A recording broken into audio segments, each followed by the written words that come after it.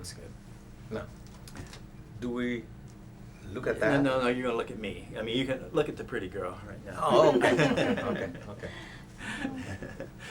Good afternoon. Today is 28 May, the year 2011. I'm Dr. Dave Thompson, a volunteer at the Palm Springs Air Museum here in Palm Springs, California.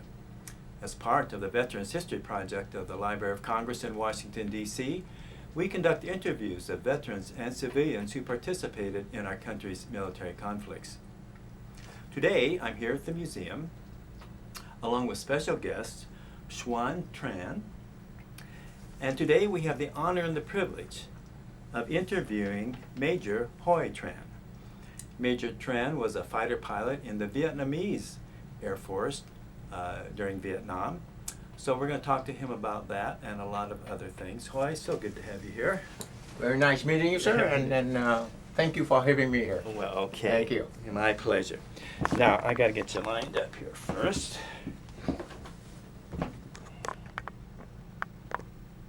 Okay. What do you think, Swan? Does she look pretty good there? Yes. Okay. Fine now. All right, now. Huy, would you spell and pronounce your full name for us, please? Well, my full name is, first name is Huy, H-O-I, and the middle name is Ba, B-A, last name is Tran, T-R-A-N, as in Nancy. It is pronounced Huy Ba Tran. And I reversed my name. Actually, in Vietnam, it should have been Tran Ba Huy. But in America, I reversed my name to put my family name last. Okay, make it easier for us. You want to put this over here in your water? I'll Sure. just set it here for right now. So, are those pretty common names in Vietnam? Tran, yes, the family name Tran in Vietnam is rather common. It's like Smith and Jones in the United States, yes. Does it mean anything in particular? Tran, yes, it does. If you look into the dictionary, Tran could mean ceiling. Oh, high places, huh? And what about Huy? Huy with some crazy Vietnamese accent on top of it, it could mean several different things and the tone. Say, for example, Huy, H-O-I, with the circumflex on top of it, and a period right at the end of the O, it means conference. Conference. Yeah. And if it is with like a quote mark on the O, and then with the period underneath the O, it could mean the pig. Did you know that before you married him? I know. And because he was born on that year. I was Oh, the born. year of the I was pig. born in the year of the boar, so that's why my mother named me Huy, just to make sure that she knows when I was born, and you can call me pig. And the Ba, the B-A, what does that mean? Just a middle name that any parents could use, and it could mean 100, or it could mean a duke or something. Yeah. Okay. And your father, what was his name? My father was also Tran Ba, and last name is Trung, T-R-U-O-N-G. And translating it into English, it could be school, Okay. or long. And what did your father do? My father was a businessman. He owned his own business, and he was a pretty good entrepreneur.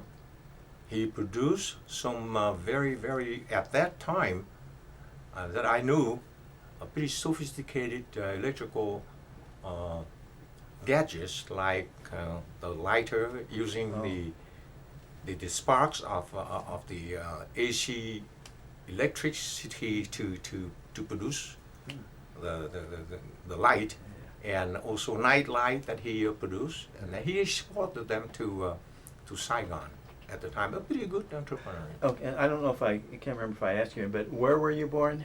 I was born in Hanoi, North Vietnam. And what's your birthday? What year were you born? I was born in the month of June on the 4th, 1935, just 10 years before Yeah. the revolution. And then year of the pig. You're the pig, right? That makes you how many years young now? I am only 76. Doing pretty good for 76, I think. You look great. And your mother, what was her name and her name before she got married? My mother's maiden name is Loc T. Dao. Last name is Dao, D-A-O. First name is L-O-C. L-O-C means pronounced Loc. Dao T. Loc is my mother's maiden name. Is that fairly common or? Yes. Okay. Yes. Did it mean anything particular? Yes. Loc means, if I'm not mistaken, it's like prosperity. Mhm. And your ancestors, as far as you know, have you looked back to how far back you go of living? Did they always live in that area, or what? What do you know about them? Both your mom and your dad's side of the family. I'm glad you asked. The last time I went back to North Vietnam to visit my mother was in 1999. And I asked her because when I was born, both of my paternal parents, grandparents, were deceased.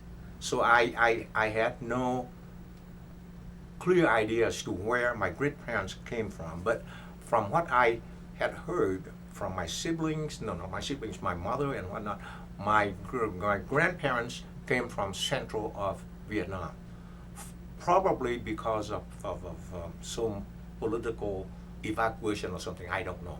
But I asked my mother said in 1999, son, don't worry about that, forget it. So that's about all I know about my grandparents and great-grandparents. Yeah. Well, let's, could you, we know, I know that Indochina, it was called Indochina before it became Vietnam, I believe. Mhm. And so, how did it become Indochina? And let's go way back. Was it part of China at one time? How did it become Indochina? The terminology, how it came from, I don't know when I was a little kid. But when you talk about Indochina, you're talking about three neighboring countries consisting of Vietnam on the east side of that peninsula, and then you have Laos on the northeast, and then Cambodia on the, northwest, and the southwest was Cambodia. And the French call Indochina, meaning all three of those countries. And when did the French get involved? The French, I believe, came to colonize Vietnam. That was back in the 1800s sometimes. Yes. And before that, were there just tribes and stuff, or were there countries there, or what? That's correct. The indigenous Vietnamese and some probably coming from southern China and basically homogeneously Vietnamese and some mountainers in the higher region. And so the French had colonized it.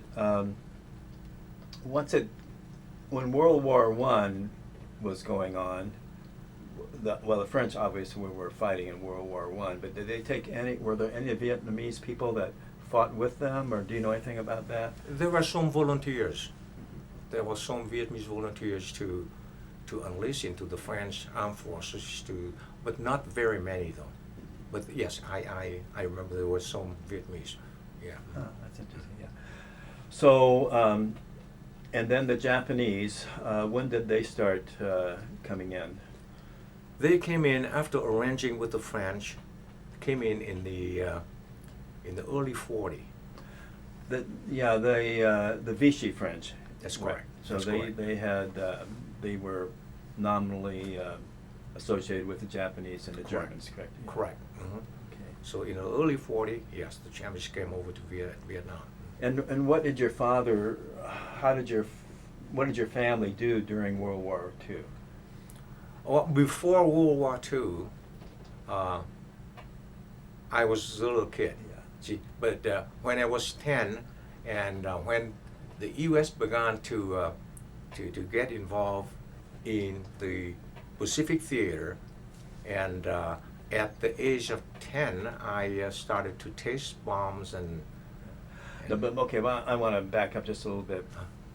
Japanese, they came in well, I guess in 1941, I assume, Mhm. or 42, Right, early right. 42, like the Yeah. bomb Pearl Harbor and all that Correct. kind of stuff. So they weren't really a presence before 1941 in Vietnam. The Japanese, they had their eye on it because they wanted the raw materials and stuff from down there, but they hadn't really come into the country before December 7th, 1941, that you know of. I don't remember exactly the year, but I remember that when I saw them coming in, that was, I believe that was in 42 or I something. think it probably was, yeah. Mm-hmm. So how did that impact your family? I mean, did they get along with the Japanese? Were the Japanese around where you and your parents were, or what? Well, actually, not a lot. Not a lot. When the Japanese came over, they were more probably concerned about how to get the French out in order to control China for their Operation Theater there. I don't know, but insofar as civilians and them, yeah, they did so. They did so something that that caused a famine in Vietnam. When I believe they collected all of the rice for themselves, and also they wanted to cultivate some other crops for their war use as opposed to grow rice. Yeah, so and then that caused a big famine in Vietnam. Then I believe about over 1 million people died of starvation at the time. So the native people didn't care for the Japanese all that much then? Not a lot, no. Mm-mm. Not then. Mm-mm. Yeah. Did they try and get the Vietnamese people to fight with them, or or did they conscript anybody into their army or anything that you know of? Well, as a kid, I did not know whether or not they would like to induce the Vietnamese into fighting with them, Yeah. but their presence in Vietnam caused a lot of problem with the Allied bombardment of North Vietnam at the time. Yes. And prior to that, how did the Vietnamese people get along with the French? With the French, way back even before I was born, the anti-colonial rule of the French were at the apex. People were fervently wanted to fight the French to restore independence, but because of their ability, the French were a lot more better military speaking, and we just could not oust them until the Japanese. Right. Now, and do you have any brothers and sisters? I have my elder sister, and I'm the second one in the family. So in the Vietnamese culture, I am supposed to be the eldest son in the family, although I have my sister above me and a youngest brother, about 10 years younger than I am, yes. And what are their names? My sister is Trần Thị Thái. Now if you Americanize her name, it would be Thái Thị Trần. And my youngest brother is Trần Bá Ngọc or Ngọc Bá Tran. When you went to school, when you were a kid, was it all in French? Yes, my generation, all of the school curriculum from elementary all the way up was written in French. Yes. But you also spoke Vietnamese. Yes. Right? Yes. And was that pretty common? Did you speak French? Is the only time you spoke French was when you were in school, or did you speak it with your friends or family? Yeah, that's or correct. You know, you only speak French when you are at school, and at home you speak Vietnamese. But everything was written in French, and the system was written in French. Yeah. And did your parents understand French? Could they read French? And My father, yes, and my uncle, yes, but my mother did not speak French. No. But I mean, if she went out looking for a store, could she read? Could she follow directions? Could she read the street signs and things like that if they were in French? I don't know. I don't know whether my mother was able to read the signs or anything Yeah. written in French. Yeah. She's most of the Vietnamese wives at the time, they were just housewives. Stayed home pretty much. Stayed most of home, the time, yeah, yeah. basically. Okay. So what did you kids do for fun? Back then in Vietnam, it was a pretty primitive life. I remember I used to use the wood, like the wood roll of I don't know how to describe that, to make a tank out of it.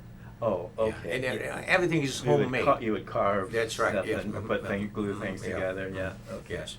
Everything imported from France were pretty expensive. Mhm.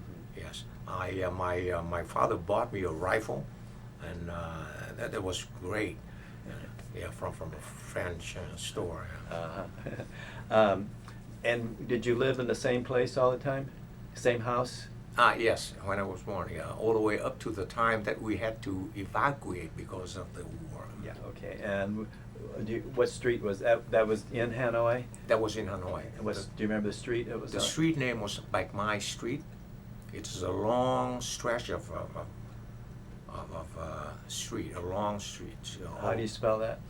B-A-C-H, Bạch, and Mai, M-A-I, Bạch Mai Street, yes. Okay. Is that a French name for the street? No, it's a Vietnamese It's a- name. Okay. And do you remember the house number? I don't. Okay. I don't. Okay. And 450 something, I yeah. Okay. And was the school close to where you went? Yes, yeah, I would say about, at the most, a mile away. Did We you walked like to school. Did you like to play sports like soccer or basketball or stuff like that? Back then, we liked ping pong. Oh yeah. Chinese, weren't they the ones that were so good at it? Yeah. Did you hold the paddle kind of opposite to what? I mean, how do you hold your paddle? No, I hold it the normal The way. normal way. Yeah, Oh, yeah. okay. Because when you see them, a lot of them, they're Yeah, that's doing correct. that kind of The stuff. Japanese and the Chinese way, yeah. Yeah. Okay, so tell me about when World War II really started impacting you, where you were seeing bombs and things like that.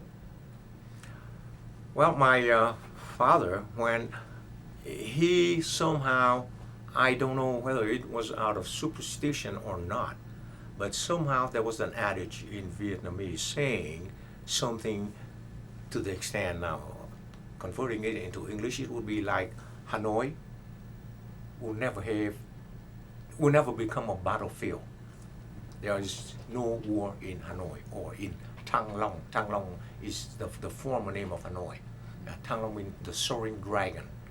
And so Thăng Long will never have war, or Thăng Long will never turn into a battlefield.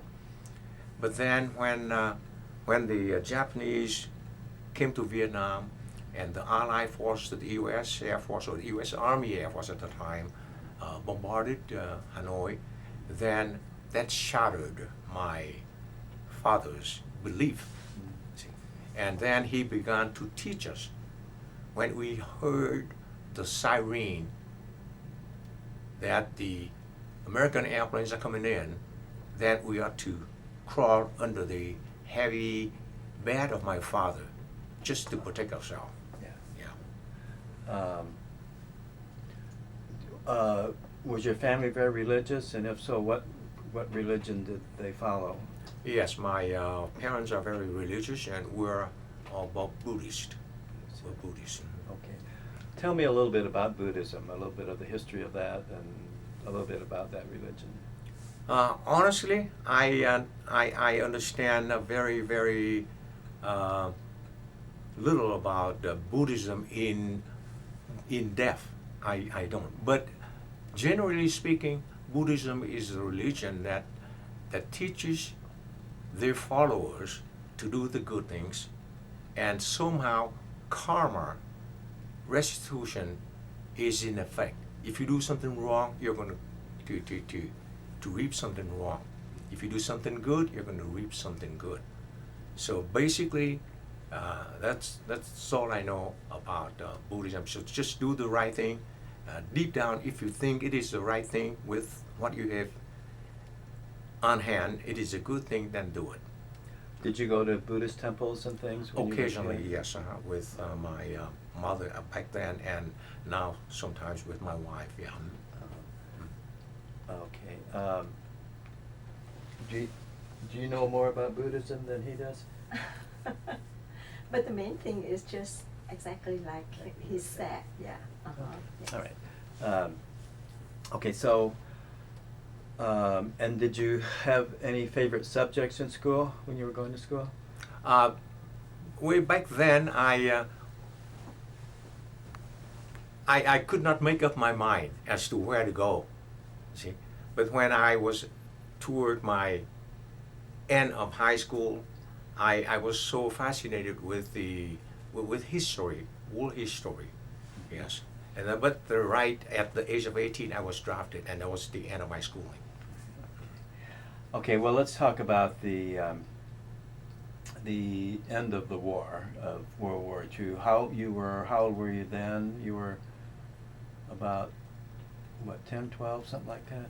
Or 10? When the U.S. dropped the 2 atom bombs Right. on Japan in August 1945, I turned just 10.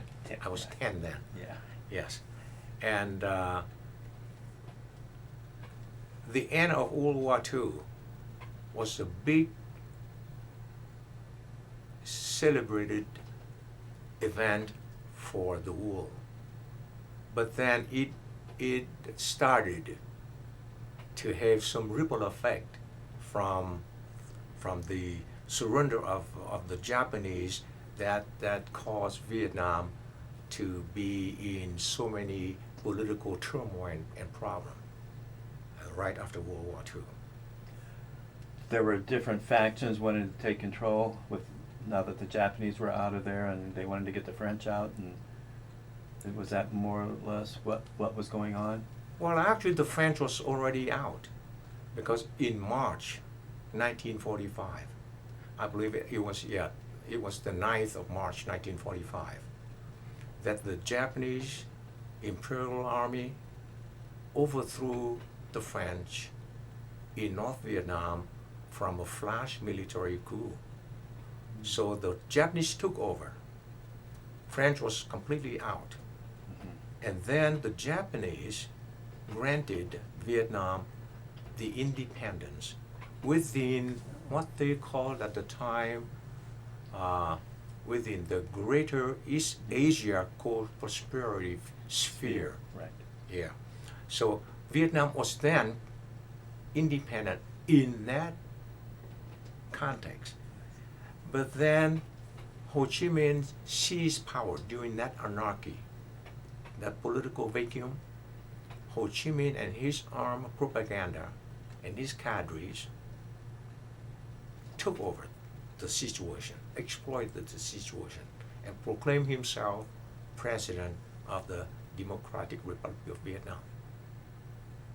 At that time, was he involved with the communists, with the Chinese communists at all?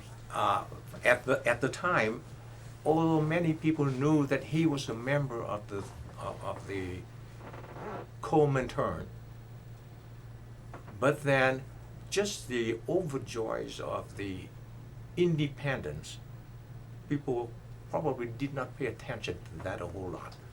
So therefore, Ho Chi Minh exploited that patriotism of the Vietnamese to do what he had done to the country. And I was 10, and I was a member of my local area, back my street, Vanguard Youth Troop. I was a member of that group.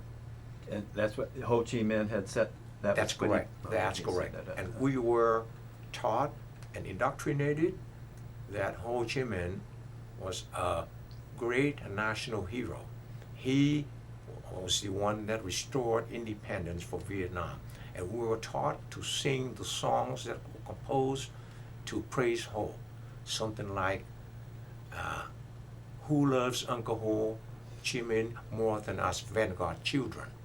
And I was there, right there, when Ho was on stage declaring the independence of Vietnam. I was with my group down here at 10, waving the flag, communist flag, singing Who Loves Uncle Ho Chi Minh More Than Us Vanguard Children, happily and passionately. That was when I was 10. And what did your father think about all this? My father, when he discussed with with his colleagues, his business partners, he said that between the two, the communist and the French, he would rather go with the French. At least they would bring some civilization to our country. But this group here, he did not like the communists a lot, not a whole lot. But my uncle, his direct brother, right after him, a graduate from French MD school, he came back to Vietnam, I believe, in 1942 or something. And my father gave him a room downstairs to practice his medical.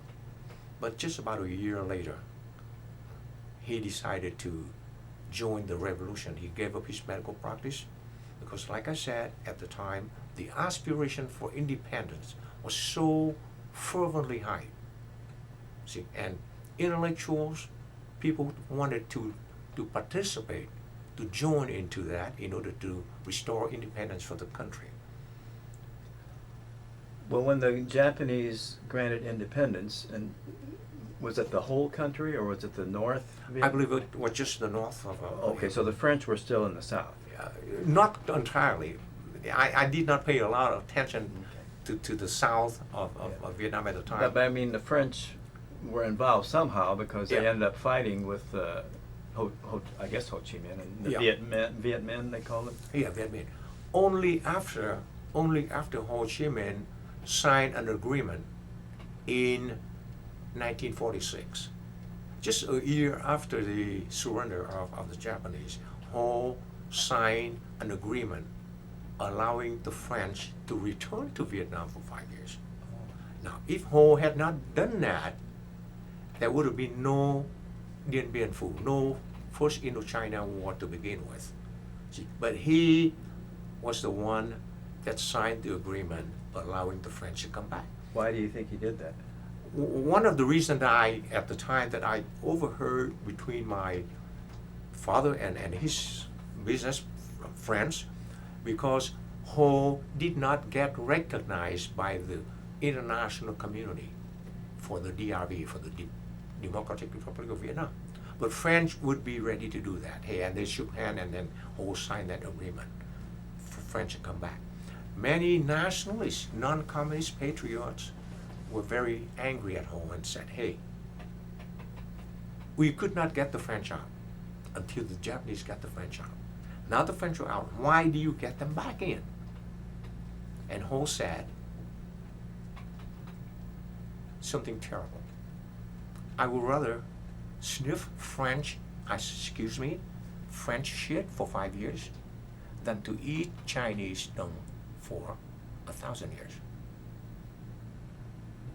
That was his argument, his excuse for getting the French back. But then later on, when the French started to fight back in order to probably reestablish colonial rule in Vietnam, then they started to fight with Ho Chi Minh again, with the Viet Minh. And when Dien Bien Phu started, it was Ho who bowed and invited the Chinese back to fight the French. Viet Minh, how do you spell that? Vietminh, Viet Minh. And what does that mean?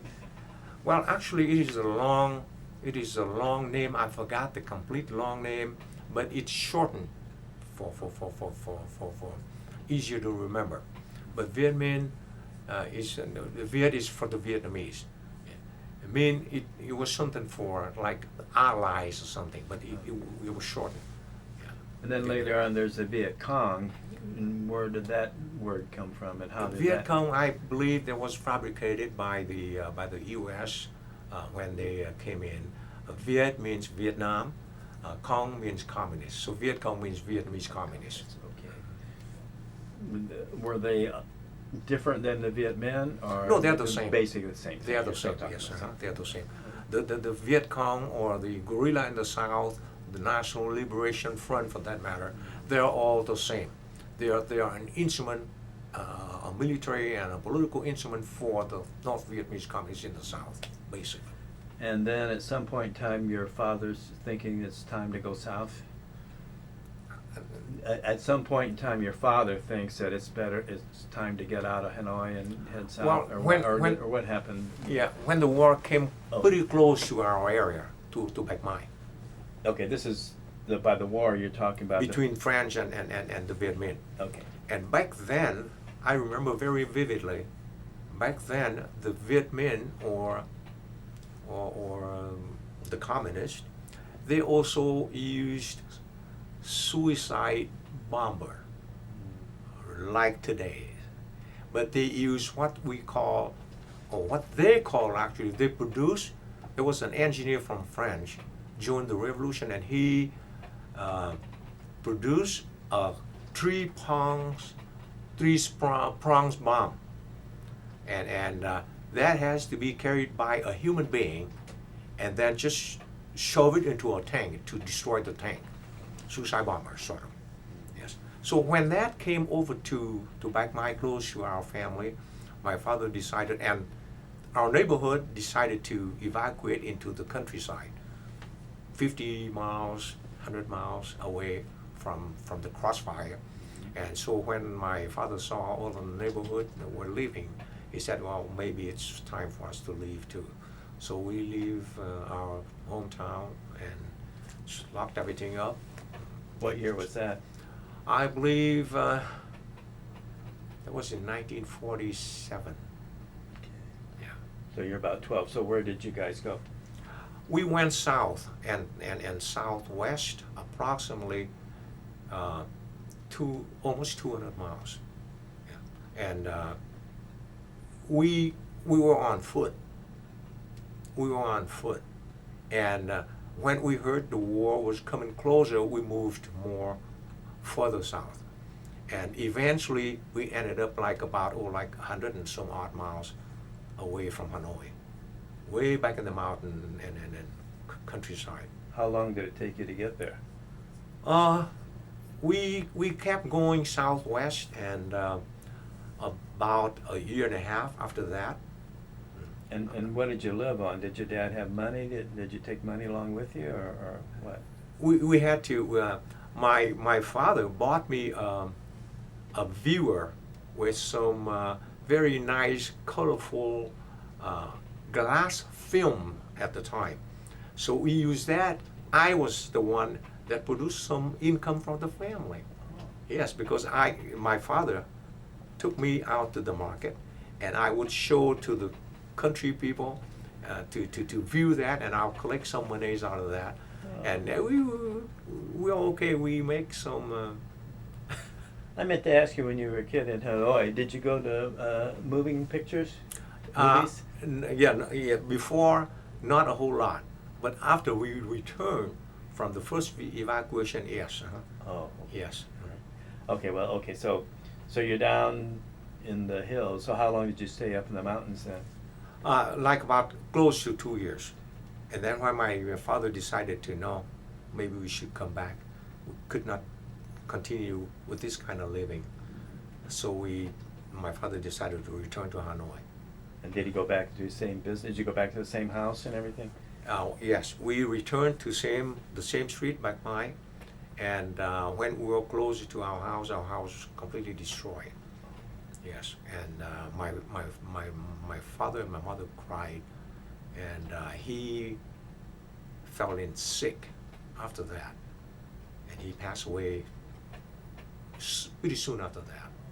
because of the destruction of his business, and the whole lifetime saving was completely destroyed.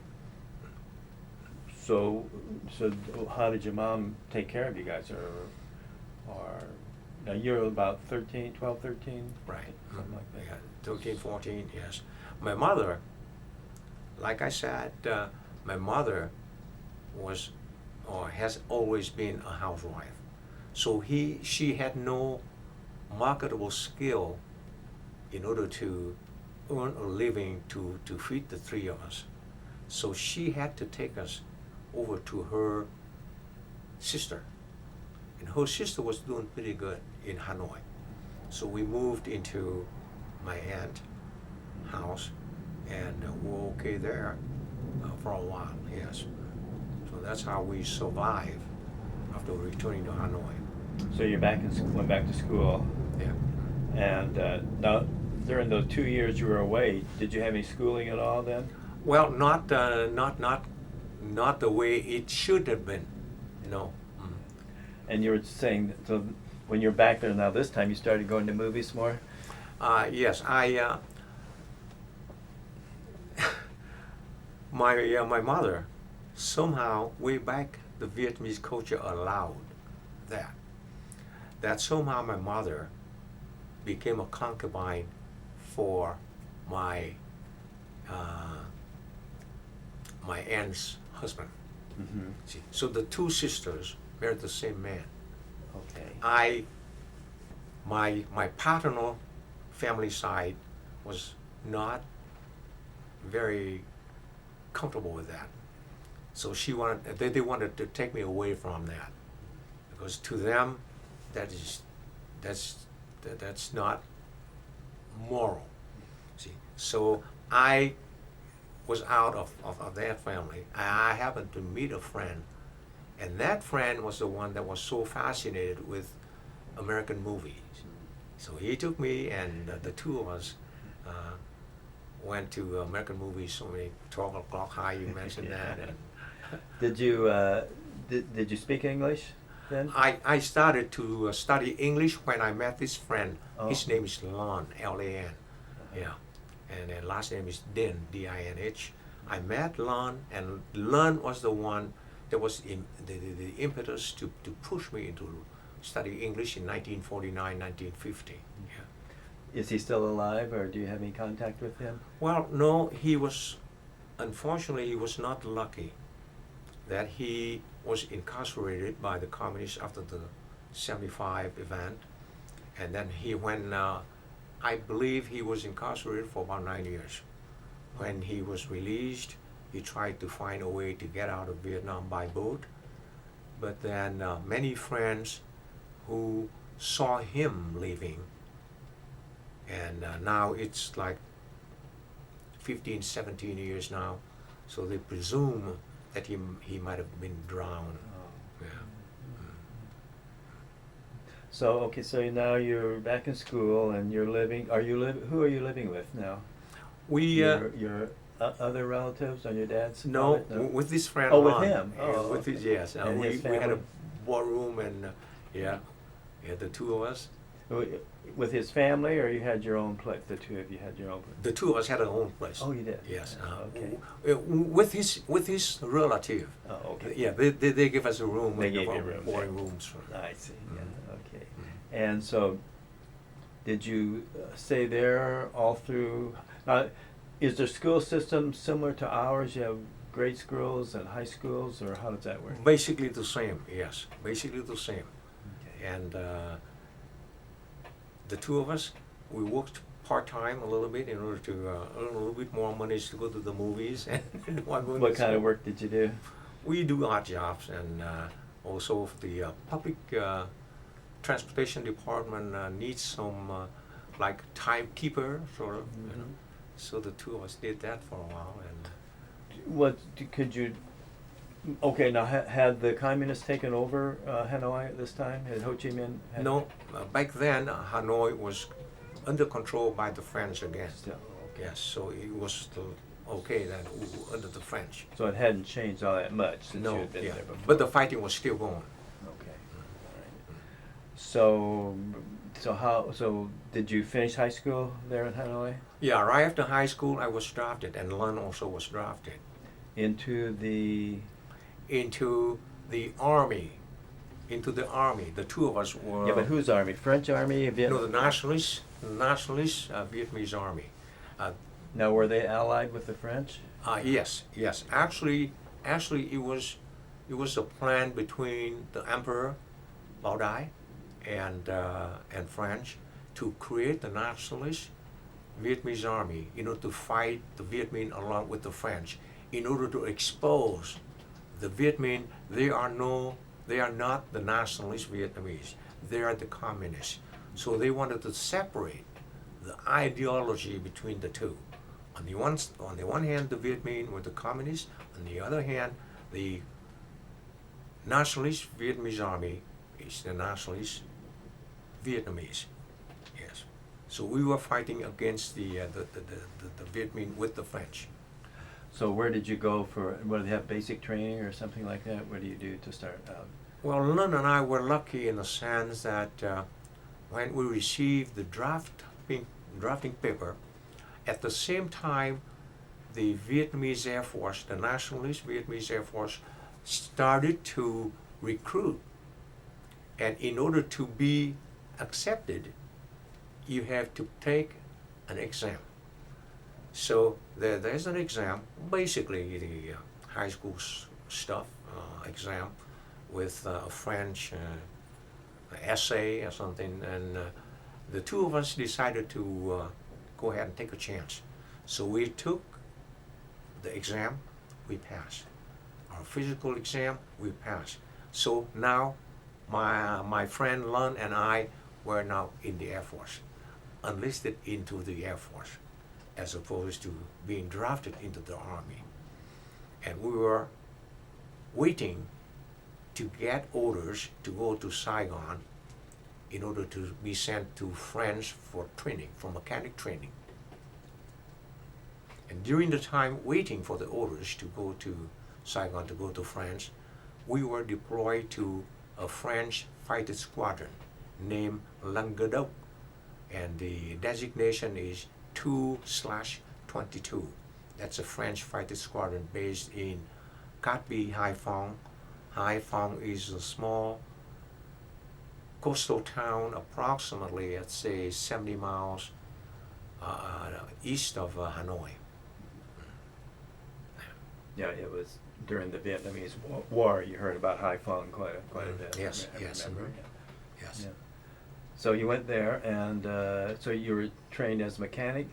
Had you had any interest in being an aviator or in aviation when you were a kid or when you were growing up? Well, in fact, yes. When I was in Hanoi, 10 years, and when I saw the Zeros and the P-38, the twin fuselage American fighter planes doing dogfight over the sky of Hanoi, that was the start of my dream in aviation.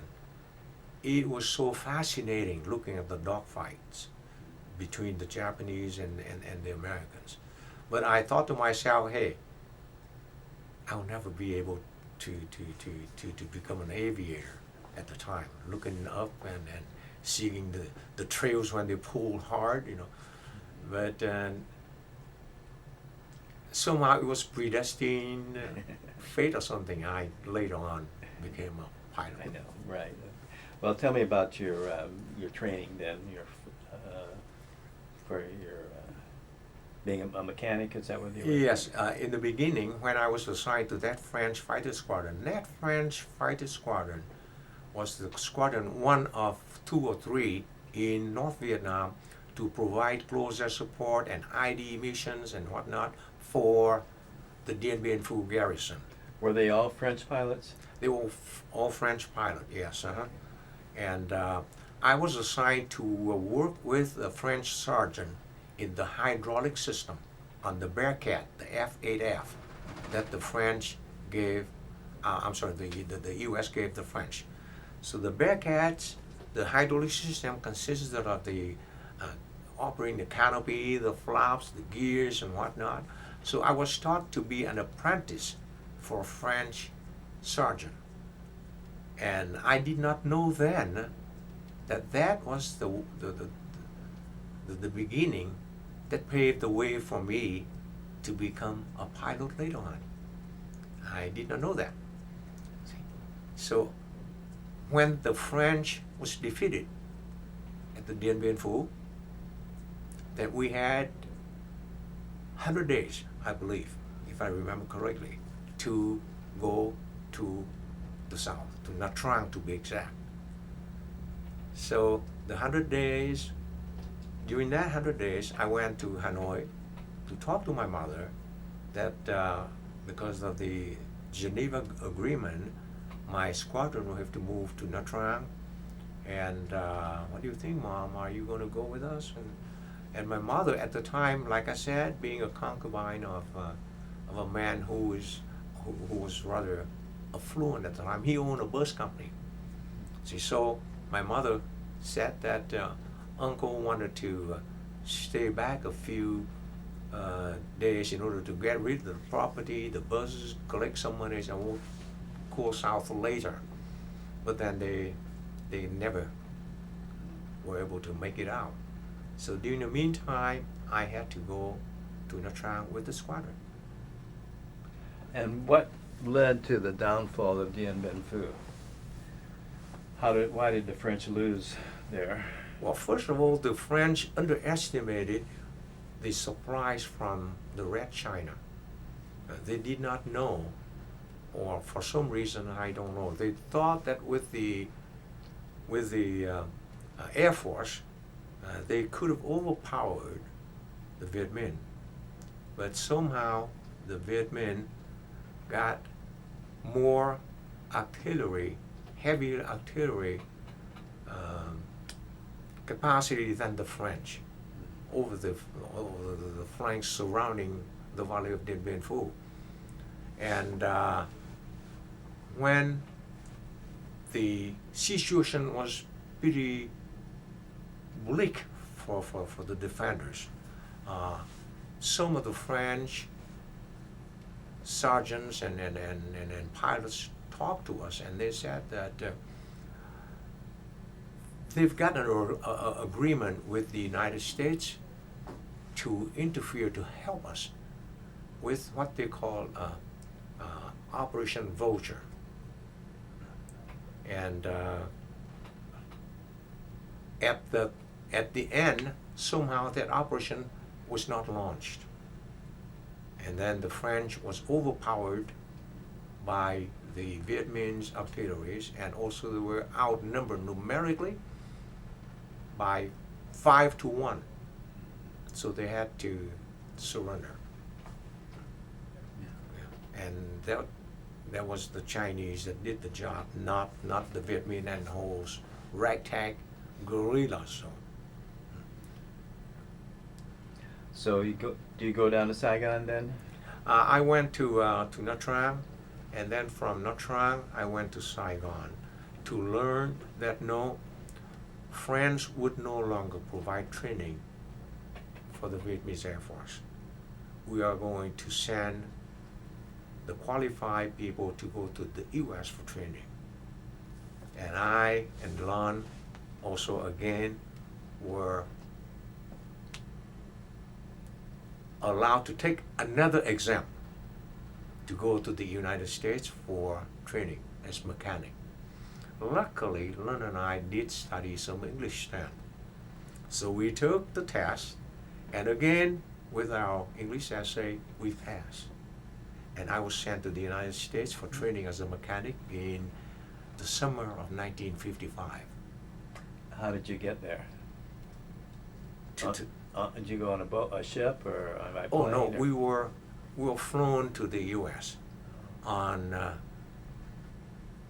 the huge Globemaster C-124. It was great. Now I'll back up a little bit. When you went from Hanoi down south, did you go on a plane or how? Oh yes, What yes. was the first plane that you ever actually flew in? I was taken to Nha Trang in a C-47, a VNAF at the time. The French just turned over to the VNAF some C-47s. Yes, and yes, we were flown to Tran with the VNAV piloted C-47s. Okay. Those were French trained pilots. And the Globemaster, was that a French pilot that flew you? Oh no, U.S. Oh, pilots. Oh, U.S. pilots. So U.S. that was Air a, Force. that was a U.S. Air Force U.S. plane. Air Force, right. I see. Okay. Mhm. And so where did you go to in the States? I was at first, my first landing in mainland U.S. was Travis Air Force Base, California. And from there, we took the train over to Chinook Air Force Base in Illinois, Rentoul, Illinois. That was my first.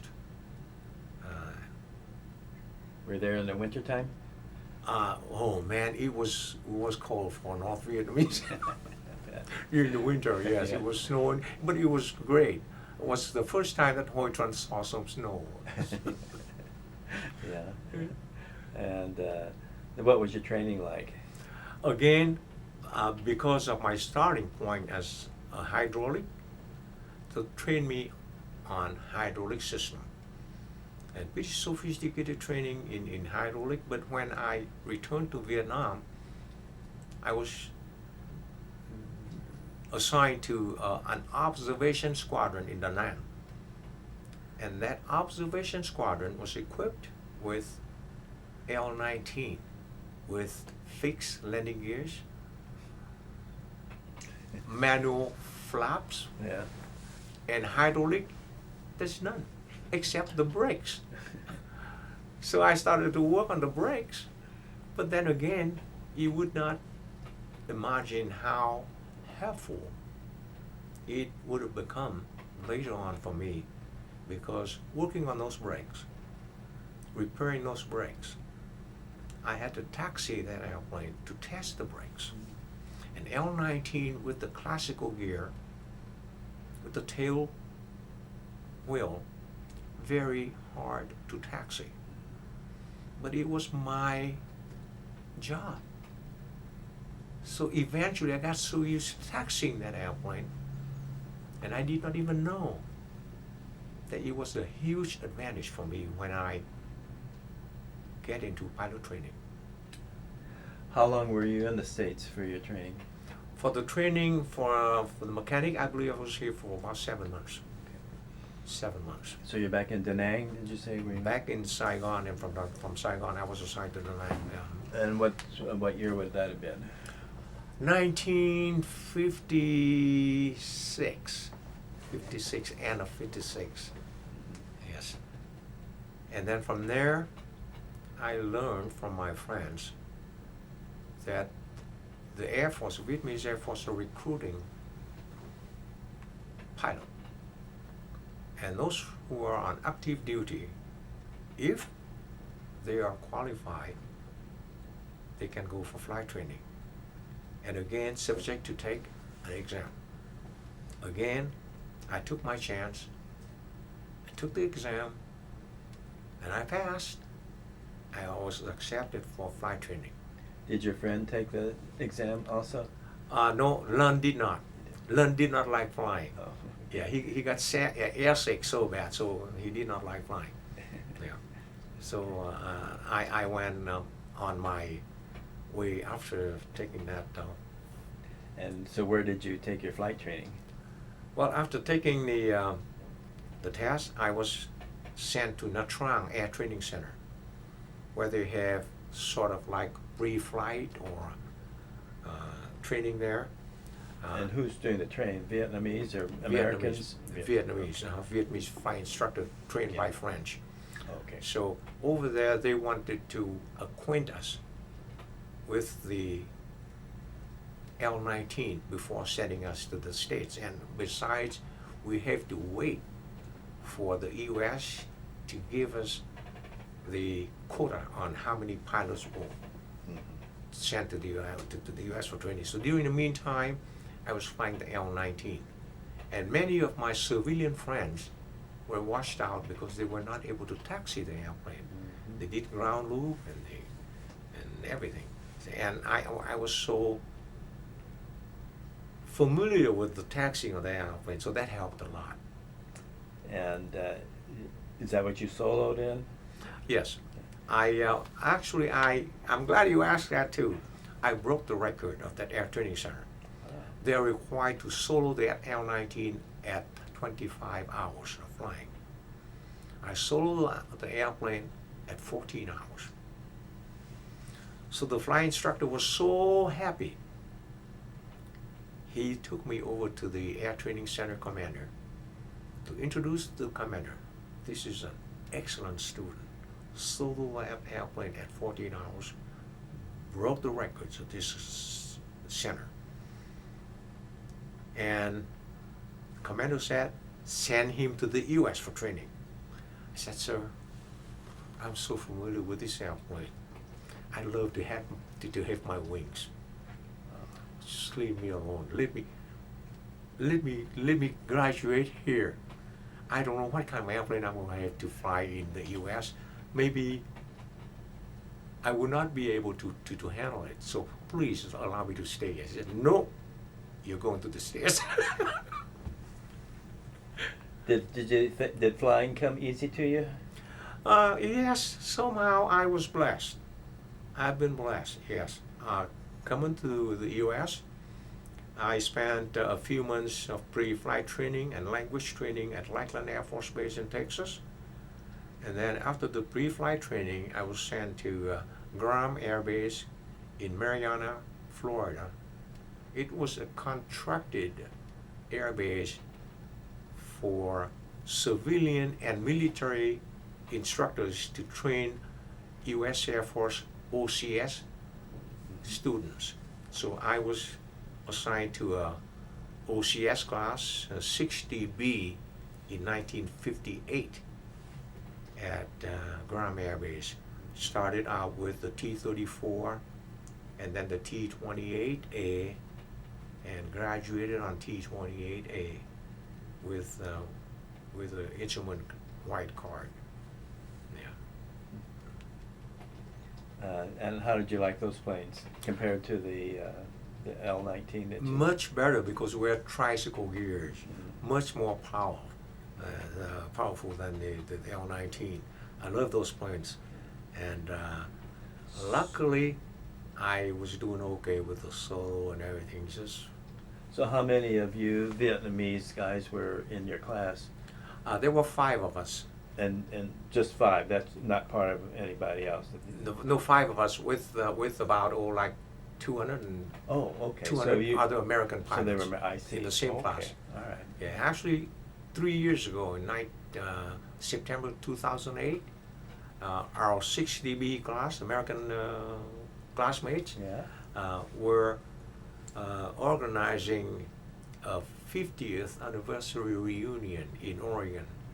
So I went over there to meet my American classmates. It was so emotional. It was so great. And how did they treat you guys, the Americans? You mean in the reunion or? No. When you were actually going through the class. Oh, great. You know, I was going like right along with them, just like I was an American. Okay. Yes. Mm-hmm. Very good relationship between my classmates and us. And so that training took how long? I graduated in, I believe, in June 1959. June 1959, I went over to, I was sent to Air Ground Operations School in Crystal Air Force Base in Biloxi before going home to fight the war. So. And while we were over here, did the war was it starting to escalate more over in Vietnam, or what was going on while you were in the States? When I was in the States, the situation in Vietnam was not that bad under the First Republic of Vietnam. The reason I could say that was that when I was in Vietnam, I was assigned to Nha Trang as a flight instructor. When on leave, we still could take train at night going from Nha Trang to Saigon with no problem at all. Everything was peaceful then. But then it started to change. Yes. Yes, it started to change when Ho Chi Minh decided to send his troops down to wage war in the South. And then for some reasons, we changed our policy also. We wanted to get rid of President Jim at the time. That was the 1962, 63, that was what? Oh yeah. Okay. How long had he been president? Jim came back to Vietnam from France in 54. 55, he became prime minister of the South, and then 56, out of a referendum, he became the first president of the Republic of Vietnam in the South. So I believe he was there for 9 years or so. And so why the people became disenchanted with him or something? It was a very complex situation then because of the infiltration of the undergrounds from the north. They infiltrated into the government, the military, school system, Buddhist, and somehow the Buddhists at the time, some of them were undergrounds from Hanoi, and they turned the Catholic president into an anti-Buddhist president.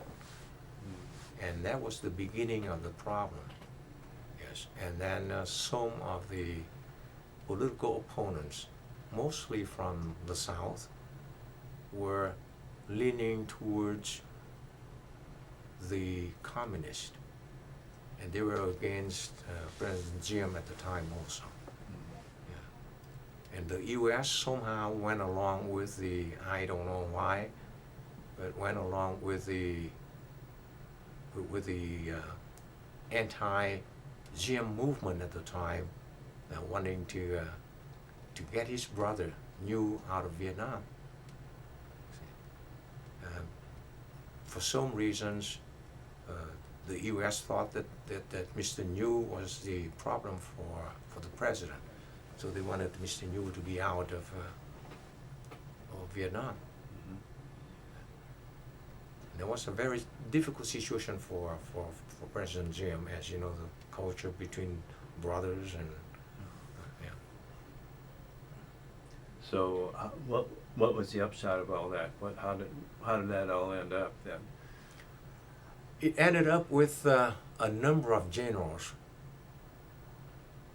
agreeing, or at the time, everyone in Vietnam had the feeling that no one would have done anything without the approval of the U.S.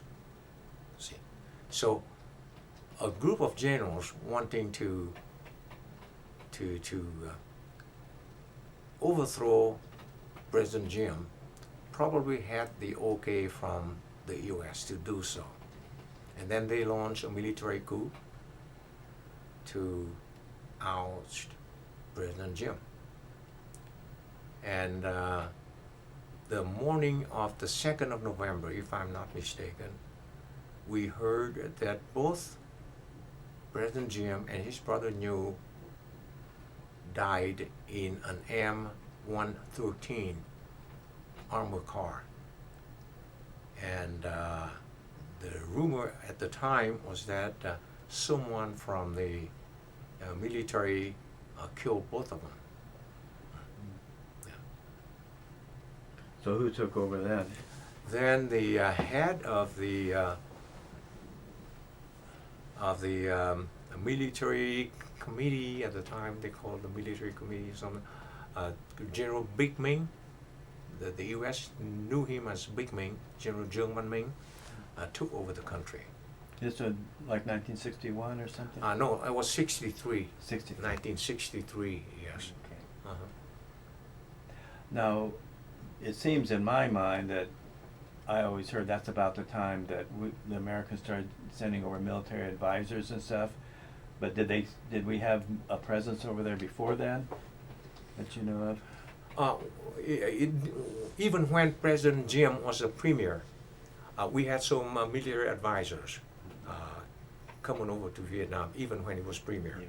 And when he was president, yes, we had some American advisors in Vietnam at the time too, yes. So they had been over there for some time. Right, right. And, yeah. Yes. Yes. And then after Diem Văn Minh took over, the situation did not improve. And it, I believe, got worse than previously. Coup after coup, and after a few months, I believe they've changed hands like 2 or 3 different times. Yeah, I don't remember exactly, but one after another. And then who eventually ended up with it? General Khan, I believe, did a political change, and he took over for a while, and he became the premier, General Khan. And then General Khan was overthrown, and then General Key, the Air Force commander, became the premier with General Thieu, Nguyen Thieu, as the chief of state, and General Key was prime minister for about a little over a couple of years or so, and then Key was also out, and then Thieu, through an election, Thieu became the president, with Key being his vice president. Yes. Okay. And while all this was going on, I mean, are you just doing your, flying and training and stuff? Are you paying much attention to the politics that's going on, or are you just more interested in? Not a whole lot in politics, although I was lucky in the sense that when I was with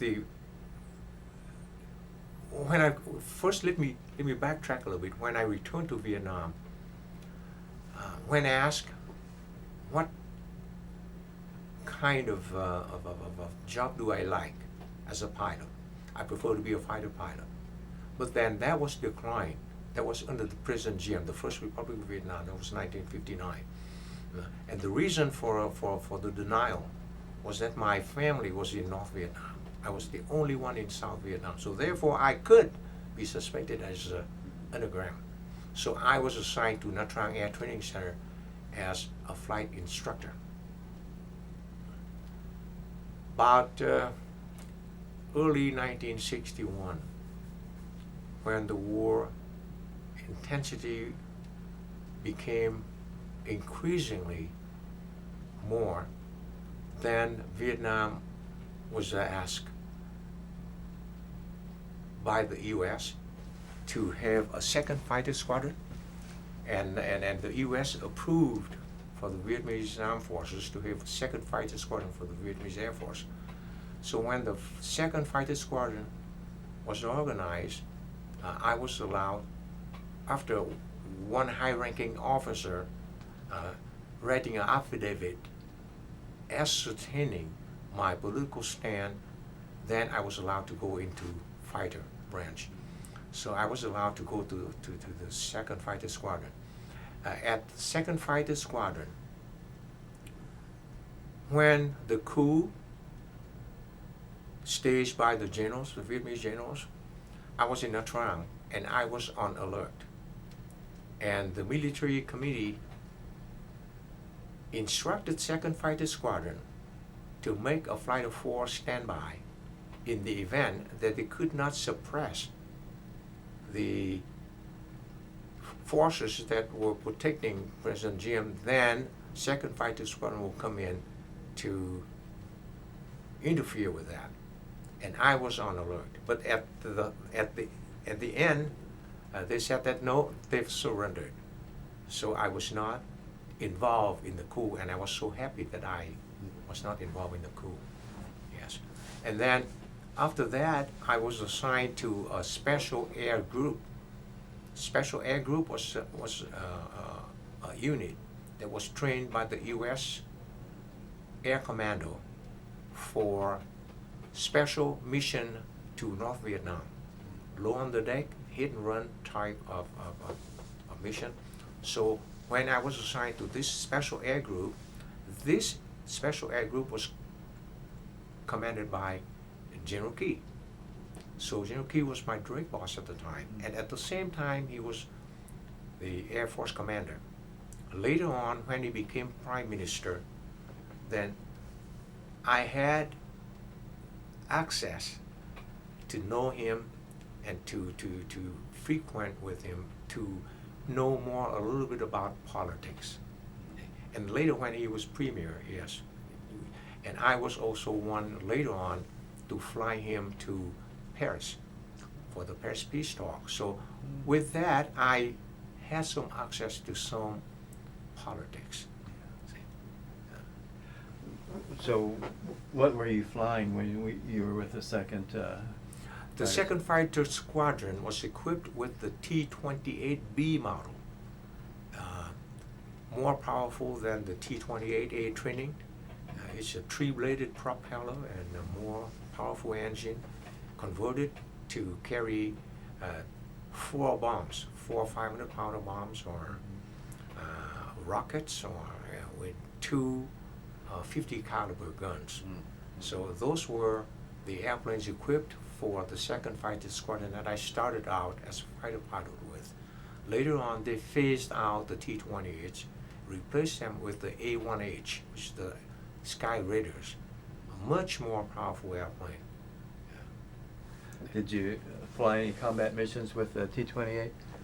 Yes, I flew combat missions with the T-28s and A-1s a lot in South Vietnam, and then close air support, IDs, and air cover. And I flew air cover for Operation Ranch Hand, the Agent Orange defoliation, remember that? Yes. And my squadron provided air cover for Operation Ranch Hand during the initial phase of that operation in 62 or 60, something like that. Did you take any battle damage in any of those missions? Yes, on not wounded, but my my A-1H, when I flew the first strike mission in North Vietnam after the Gulf of Tonkin incidents, that for the first time in the history of the Vietnamese Air Force, that the U.S. Allowed the Vietnamese Air Force to fly north of the 17 DMZ, but not that far north. We were limited to, I believe, the 19 parallel. See? And the target chosen was about like maybe no more than 50 miles north of the DMZ. It was a military installation. And when doing the dive bombing, during the pull-up, I got shot at on my right wing. I don't know what kind of weapon that hit my right wing, but it drilled a hole about the size of a 25 TV, a 25-inch TV on my right wing. In other words, I could see through the wing to the ground. Lost all my hydraulic system and pressure, and but I was lucky that I was able to take it to Da Nang. Did you have to? Could you get your wheels down? Did you? Or Actually, I lost my hydraulic pressure. I couldn't lower the gears, but on the A-1H you could lower it manually. Oh. But then you have to do some jerking, some very snap roll or something in order to hopefully get the gears to lock in the down position. And of course you have to land with the no flaps landing, a little higher speed. And I flew by low by the tower for the controller to check with the binoculars to see whether or not my gears are in the down lock position. They say, well, they look like they are locked now. I said, okay. So I came in for a landing, and I made it okay. Yeah. So, did you fly all up until the end of the war? No, after the Tet Offensive. The Tet Offensive, I was the Political Warfare Division Commander at Tan Son Nhut Air Base. And at that time... How did that come about? Well, during my career as a fighter pilot, from the Special Air Group, I was assigned to be the group commander, combat group commander for the 74th Tactical Wing in Can Tho, Binh Thuy. From there, I spent about a year as a group commander in Can Tho. Then I was reassigned to Tan Son Nhut as a Political Warfare Division Commander when we began, the Vietnamese Air Force began to organize political warfare in the VNAV. Before, we had psychological warfare department. But I believe that it was through the Taiwanese that we learned to organize political warfare in the VNAV and the Vietnamese Armed Forces in general. So I was assigned to Tan Son Nhut to assume the political warfare department as the first commander of Tan Son Nhut political warfare. Yeah. And during the Tet Offensive, we were successful in defending our base intact, with the exception of some sappers. Some of them penetrated through the perimeter and into the apron, but were killed by American and Vietnamese MPs and the defense force. So we successfully defended our Tan Son Nhut Air Base, and General Westmoreland came over to visit us. And my commander, at the time, he was injured. He was in the hospital. The defense commander was also injured in the hospital. So here's the third man in command. I took General Westy to go around Tan Son Nhut counting bodies of Viet Cong sappers. Yes. And then after that, I was assigned to, and this was something that was so amazing that I never did expect it. I was assigned to go to the US for a press officer training because I was in the political warfare position. So I thought, this is great. At the time I said, hey, this is good. This will help me in my new position here. I've got my passport. I've got my money exchange into US currency and everything ready to go. I was waiting for another Vietnamese officer assigned to go along with me as press officer training in the States. I was waiting for him to go. Then all of a sudden, my commander told me, your press officer training has been canceled. And it's been assigned to another VNAV officer from Da Nang, and you are now going for Boeing training to fly commercially for Air Vietnam. I said, why? And the reason was this. When we bought some Boeing 727s and a 707 from Pan American, all that was, we hired American pilots to fly those airplanes. We paid a very high salary to those American pilots. And Air Vietnam is owned by the government. It's a national flag carrier. And it was under the Department of Transportation. So the Minister of the Department of Transportation talked to the Minister of the Defense Department, the Defense. You've got some jet pilots in the VNAV. Could you get some of those jet pilots to come over to fly those Boeings so we could cut down the payroll? And that was what sent Hoi to Air Vietnam. So DOD, Vietnam DOD agreed, and they selected some pilots to deploy on long-term loan to the Department of Transportation to fly 727s and 707 for Air Vietnam. Hoi was one among some of them.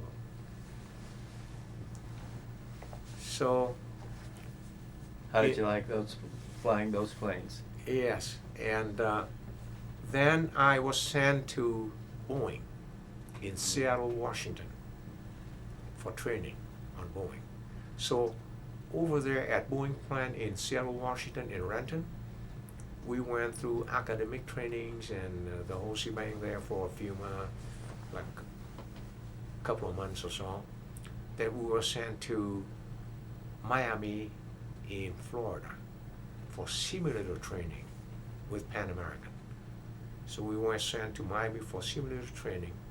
From there we were going to Kuala Lumpur, Malaysia, for actual flying on 727, trained by Boeing instructors.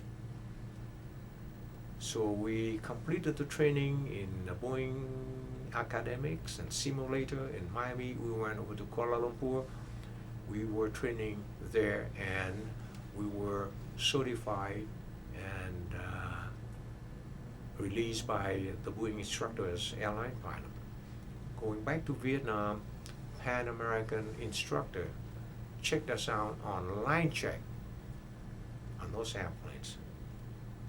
And then Hoi all of a sudden became an airline pilot, the first officer of Air Vietnam. And you said, is this when you flew over to France, flew to Paris with,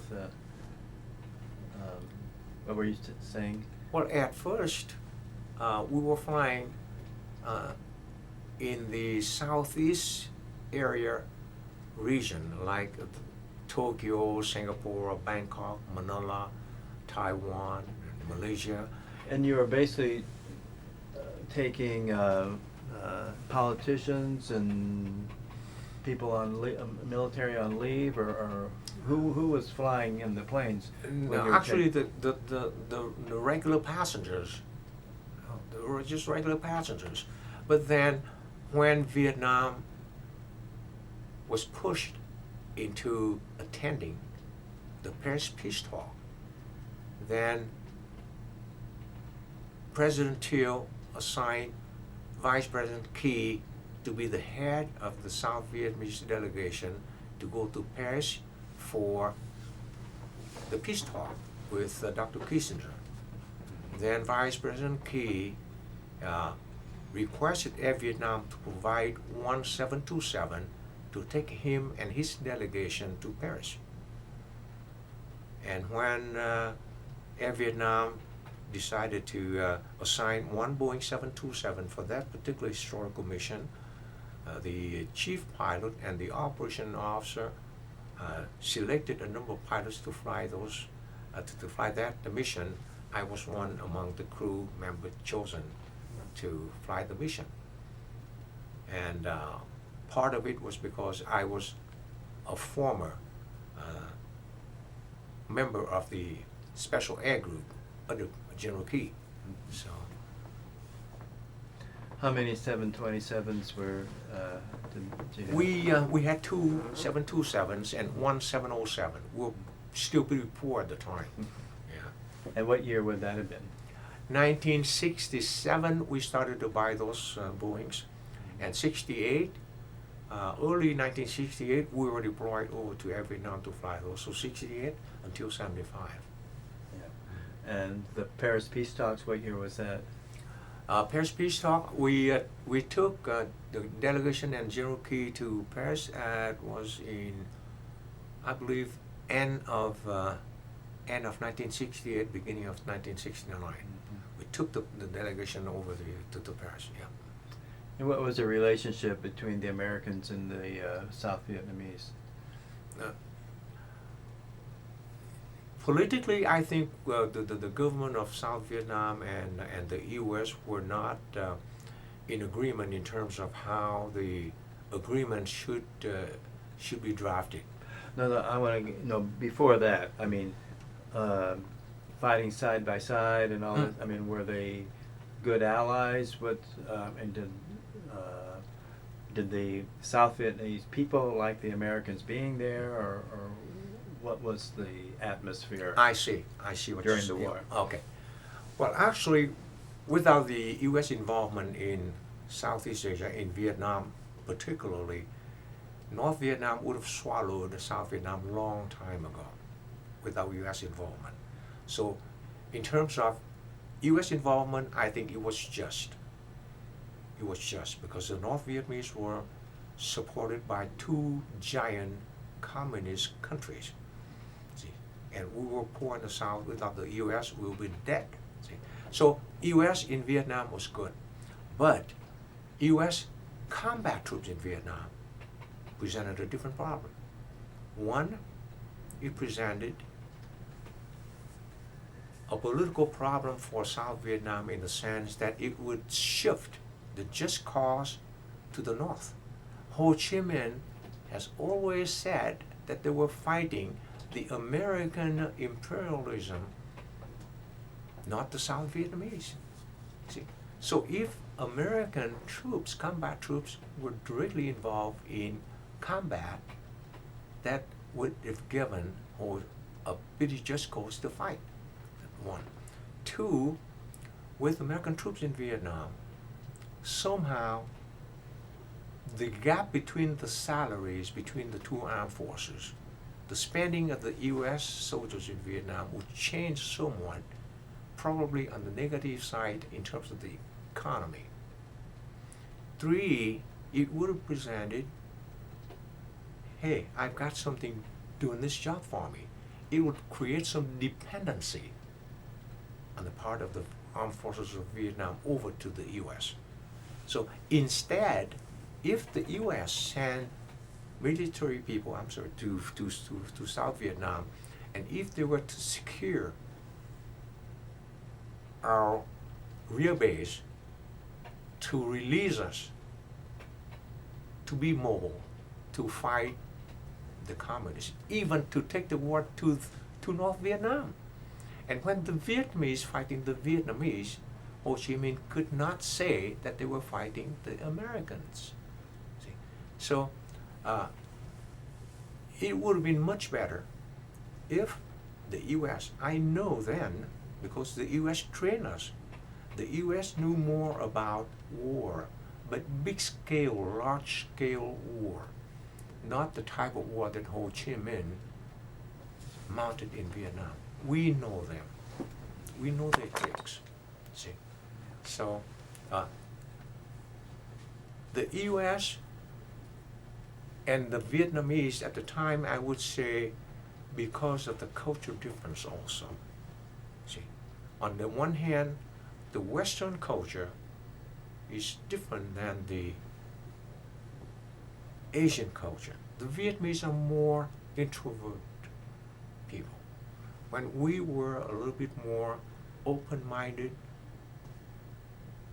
open, and somehow maybe to many Asians arrogant, looking at the gung-ho Americans, see, the difference between the two cultures, see, and also the direct micromanagement of the war also was part of it.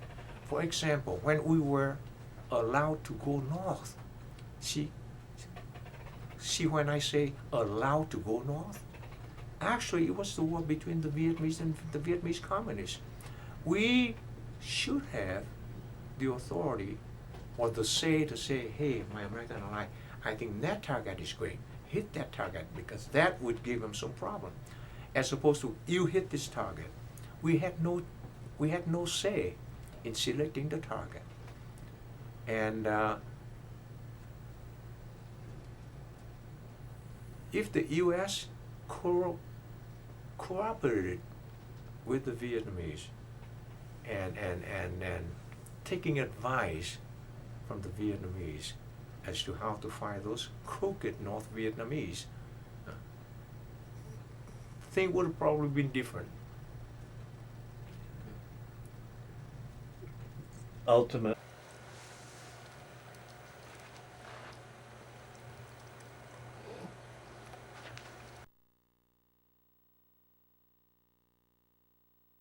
The fact is, you can kind of see it. Yeah, that A little looks bit good. lower. The book a little bit lower. Yeah, that's okay. Yeah. I'll tell you, why don't I hold it here too? I'll get it up a little bit closer so we can really see it. Okay, tell me about this book. Tell me about the book. Oh, okay.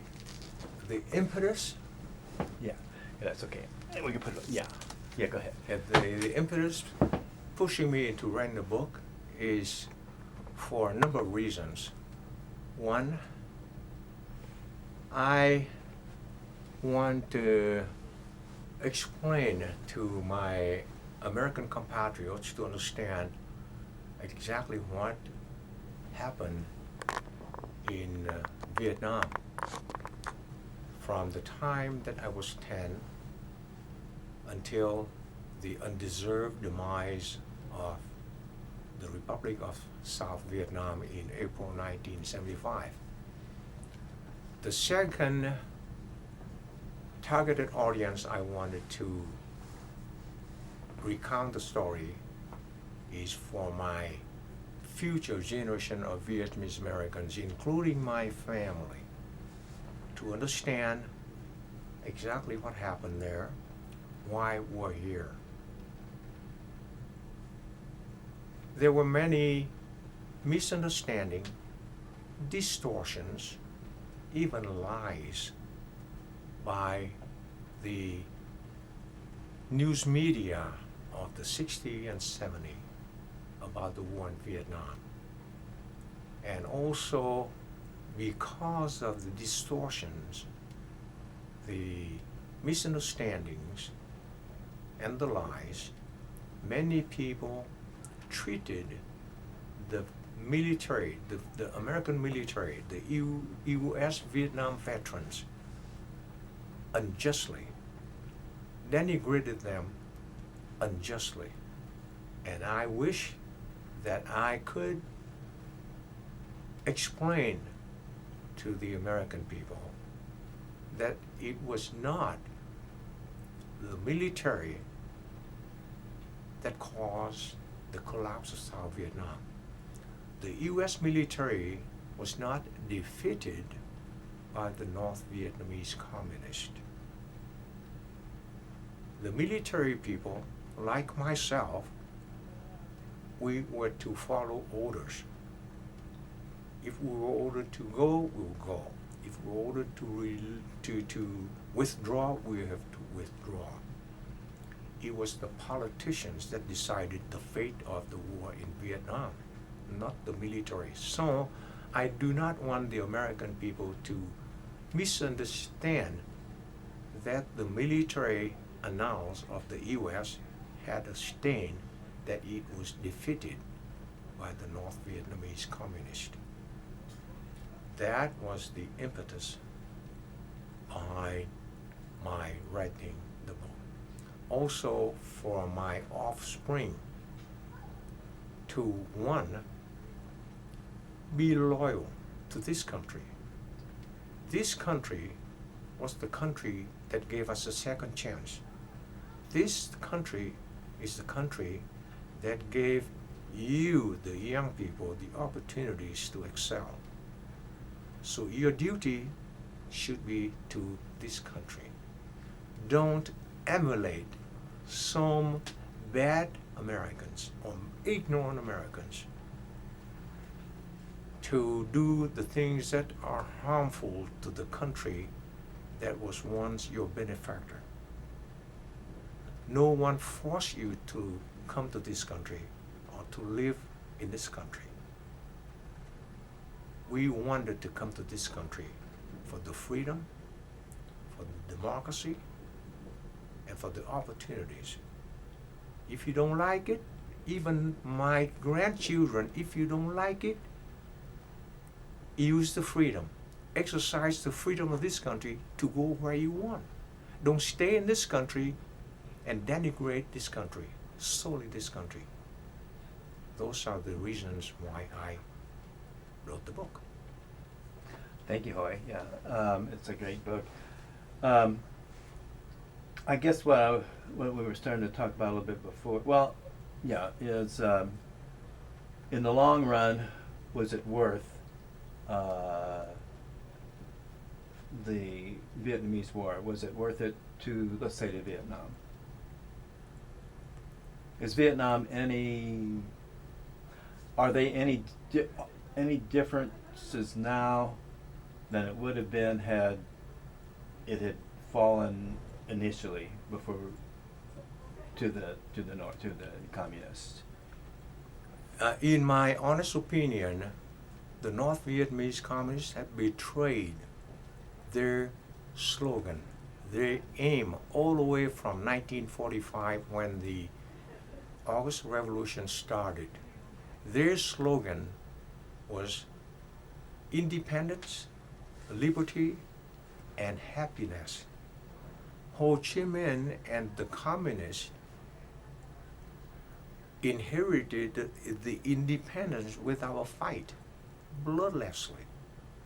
They did not lose a drop of blood to get the independence. So if Ho Chi Minh had been a patriot, he should have focused into rebuilding North Vietnam with what the resources that we had at the time, or even to ask the world community to help. But instead, he got the French back to create another war, and even with that mistake, after that Dien Bien Phu, Vietnam was divided. Both North and South were independent. Then why should not he accept an independent Vietnam with two different political regimes? Why did he want to continue to wage war to swallow South Vietnam? So communists, to me, they are wily, they are greedy, and they are the worst kind of demon.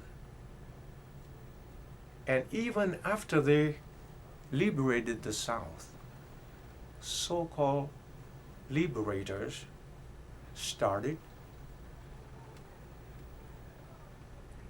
to confiscate, allocate, and strip properties of the South Vietnamese. And they are multifold worse than all of the previous 1975 regime combined. They're the worst corrupt. They're now red capitalists, they're now red mafia, and the people are dirt poor. So Ho Chi Minh should have, after the Geneva Conference in 1954, if he was to adhere to his slogan, he should have allowed the Vietnamese from both sides. If the South Vietnamese wanted to go north, let them go north.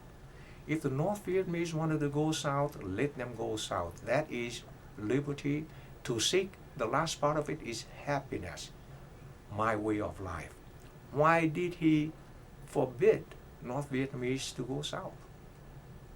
See? Now, after the reunification of Vietnam, in South Vietnam, most of us were sent to the US, Australia, France, you name it, for training. We've got a lot of skills that are usable to reconstruct the country. Why did not they use those gray matters to rebuild the country?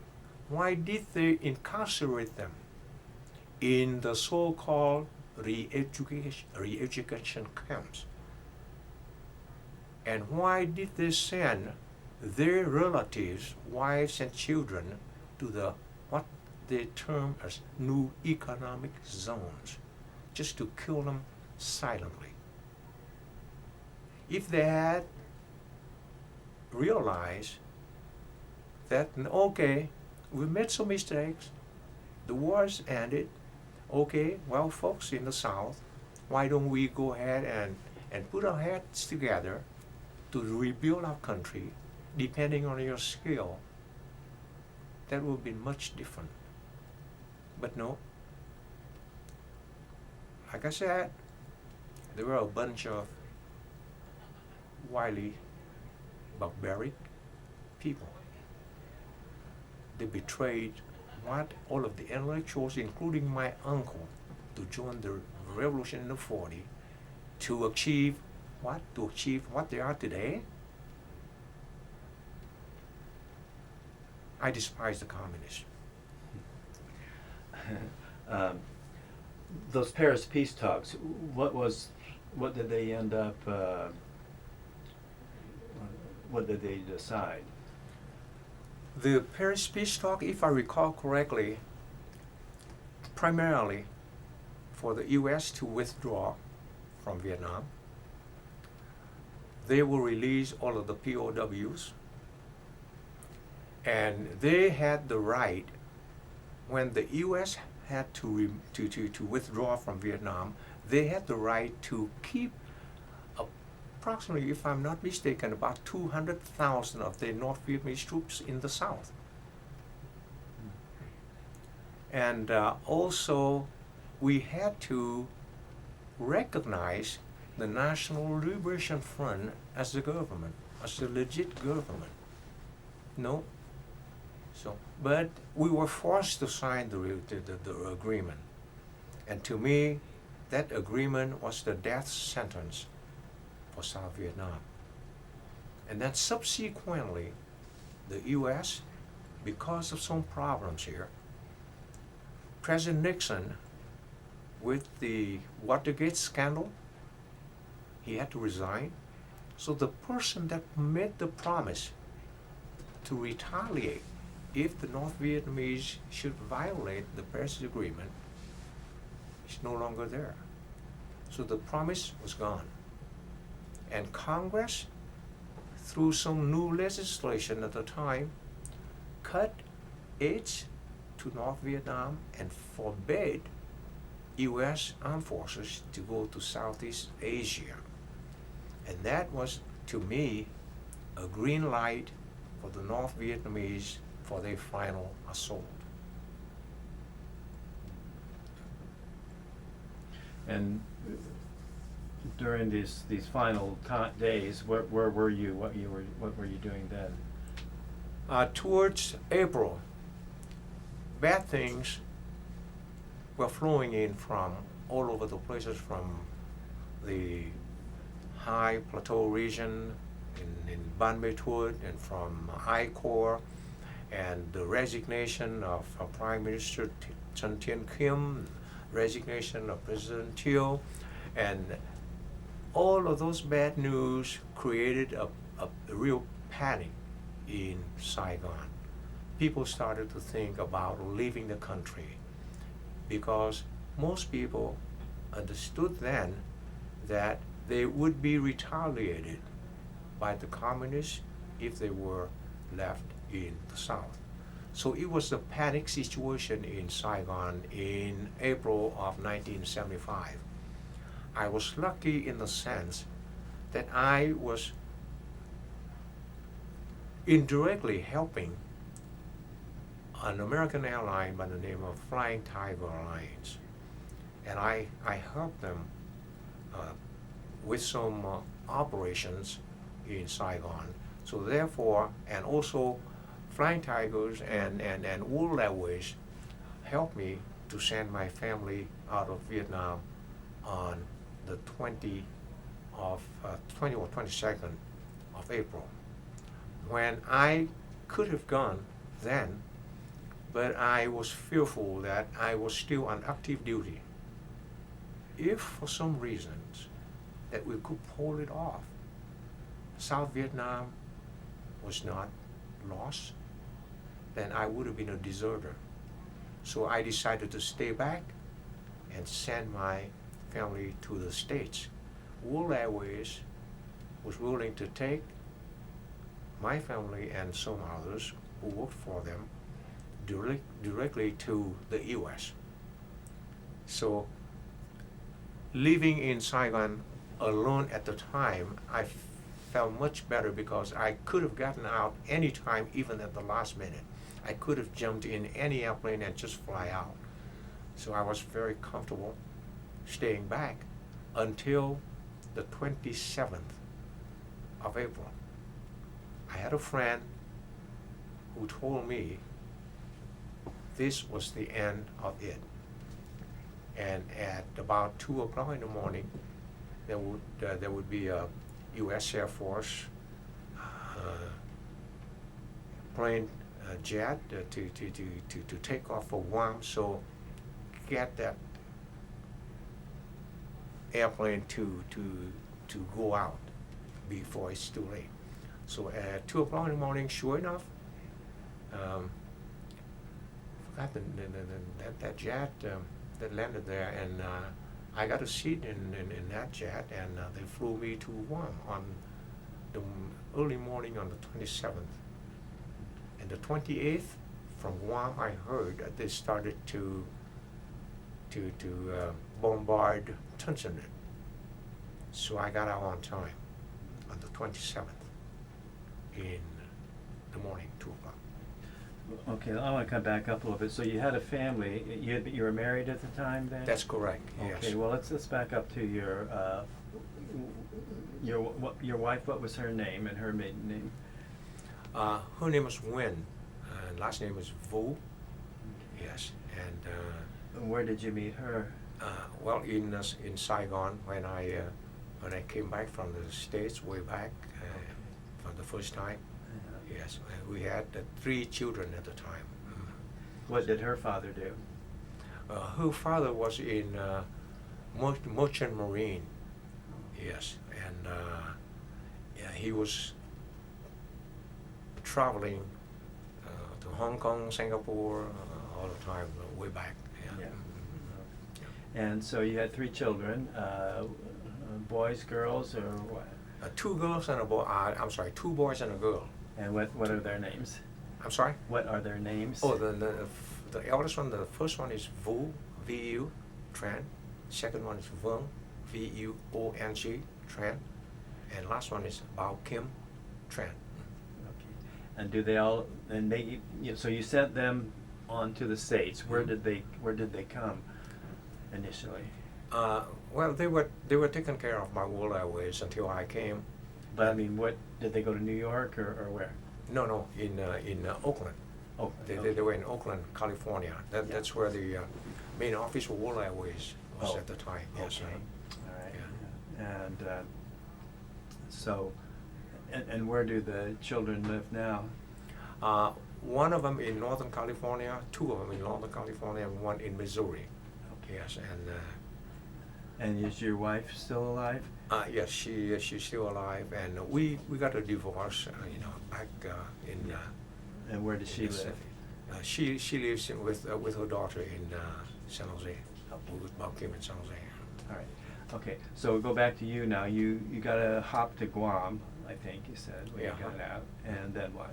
And from Guam, I was processed to go to Camp Pendleton. And from Camp Pendleton, I got out and looked for my family. And at the time, I was looking for a job, thinking that I might have a better chance going to Boeing in Seattle, where I was just trained back in November of 1974 to renew my license. So I went to Boeing Seattle with hope to find a flight job. But then I ended up working for the state of Washington as a state employee, working on resettlement program for the state. At the time, Governor Evans, Washington state governor, wanted to sponsor some Vietnamese refugees from Camp Pendleton to Washington state. So knowing that I was bilingual and was looking for a job, so he hired me, so I worked for the state of Washington. How long did you do that? I spent 4 years working for the state of Washington. Living, where were you living? in Kirkland, Washington, east side of Seattle. And then on a vacation down to California, I noticed that the Silicon Valley was just starting and high tech was just beginning. Thinking that my children, when they are apt in math and physics, that would be the profession for their future. So with that in mind, I decided to move to California, and I gave up the state job to go down to California. And Where did you go in California? in Northern California, in San Jose. San Jose. Yeah, where the Silicon Valley was starting. Yes. Yes. And so what, did you get a job down there then? Going down to California, I had a number of recommendations from the state, from the governor, from some elected officials there, for me to work in the same Department of Emergency Services of the state of California. Great recommendations for me to work in that department here because there are so many Vietnamese down here. But then I came to this part of the country in California when Prop 13 was just beginning. So thinking that Prop 13 would reduce state revenue, and being the new one in, probably be the first one out, I decided to explore the private sector. Spending 22 years in the VNAV, 4 years with the state government, I don't know whether Tran would be okay in the private sector, so I decided to explore that. So the first job that I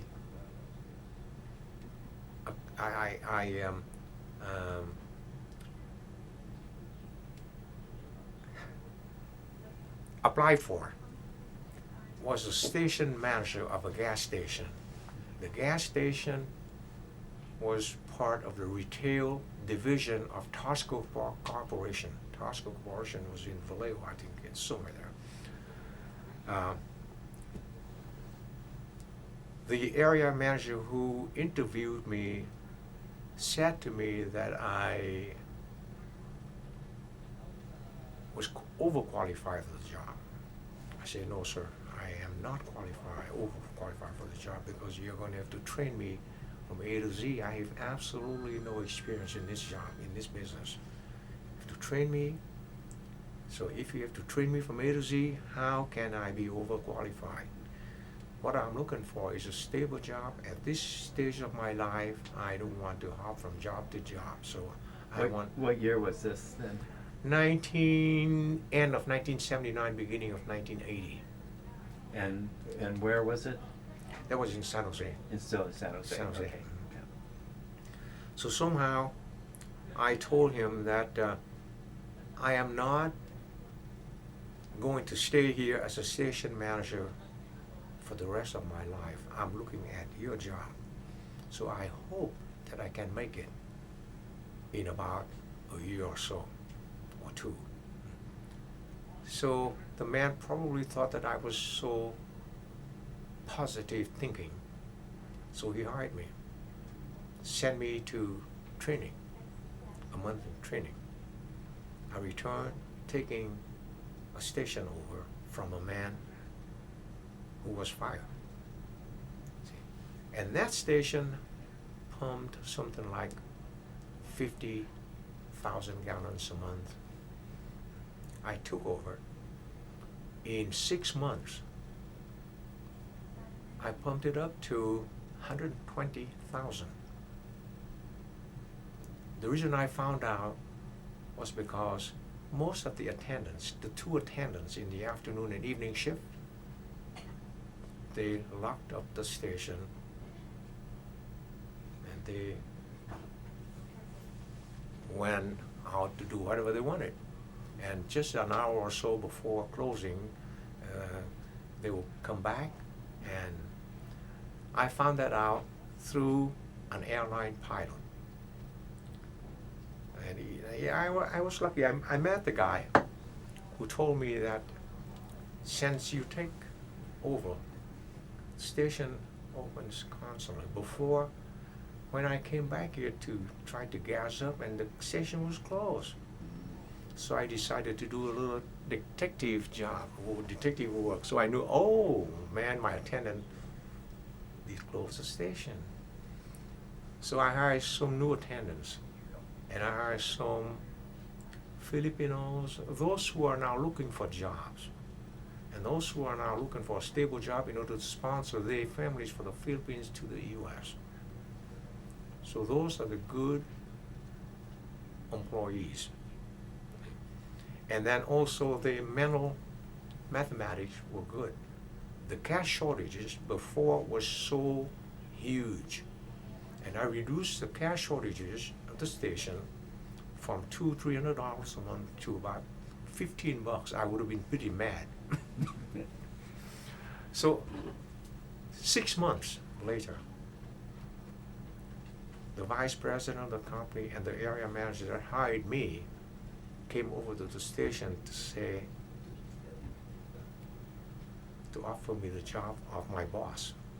And my boss got promoted to another job in the main office. So I took over the territory consisting of 24 service stations in 4 counties. And what was the company's name? At the time that I was hired, it was Jiffy Station. Then it changed over to Desert Petroleum. Okay. Yes. Yeah. And then in order to do a good job, I had to wake up like about 4:30 in the morning, because it was mandatory to do an audit at a station a month. So 24 stations, you're looking at month-round audits. When you have an armed robbery, you have a break-in, you have to do emergency audit. So I was on the road most of the time. And so my family said that you have no life. So try to find something 8 to 5. So I was looking again, and AAA, the auto club in Northern California, was hiring. So I came over, applied for the job, and with what I presented them, they also said, the first interviewer said, "You're overqualified for this." I said, "No, sir." Same story I explained to him. And then the final interviewer happened to be a Navy fighter pilot, a district manager. Looking at my credentials and everything, "You've been a fighter pilot?" "Yes, sir."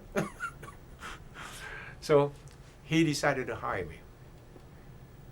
And I was picked up to work for AAA. So I resigned at the gas business, going over to work for AAA. I started out as a material damage adjuster. Worked myself up the ladder within a few years to outside material damage adjuster. I got a company car, got some authority to just pay without having to have any supervisions. From there, I went over to bodily injury, and from bodily injury, I went over to special investigations, the first special investigations unit of AAA. And I worked there until my retirement. This was all in San Jose? All in San Jose. I went down to Long Beach, after my divorce, I met Son, my wife here, and we decided to tie the knot. So I decided to move south to yeah, so I moved to You must. The time has come. So, okay.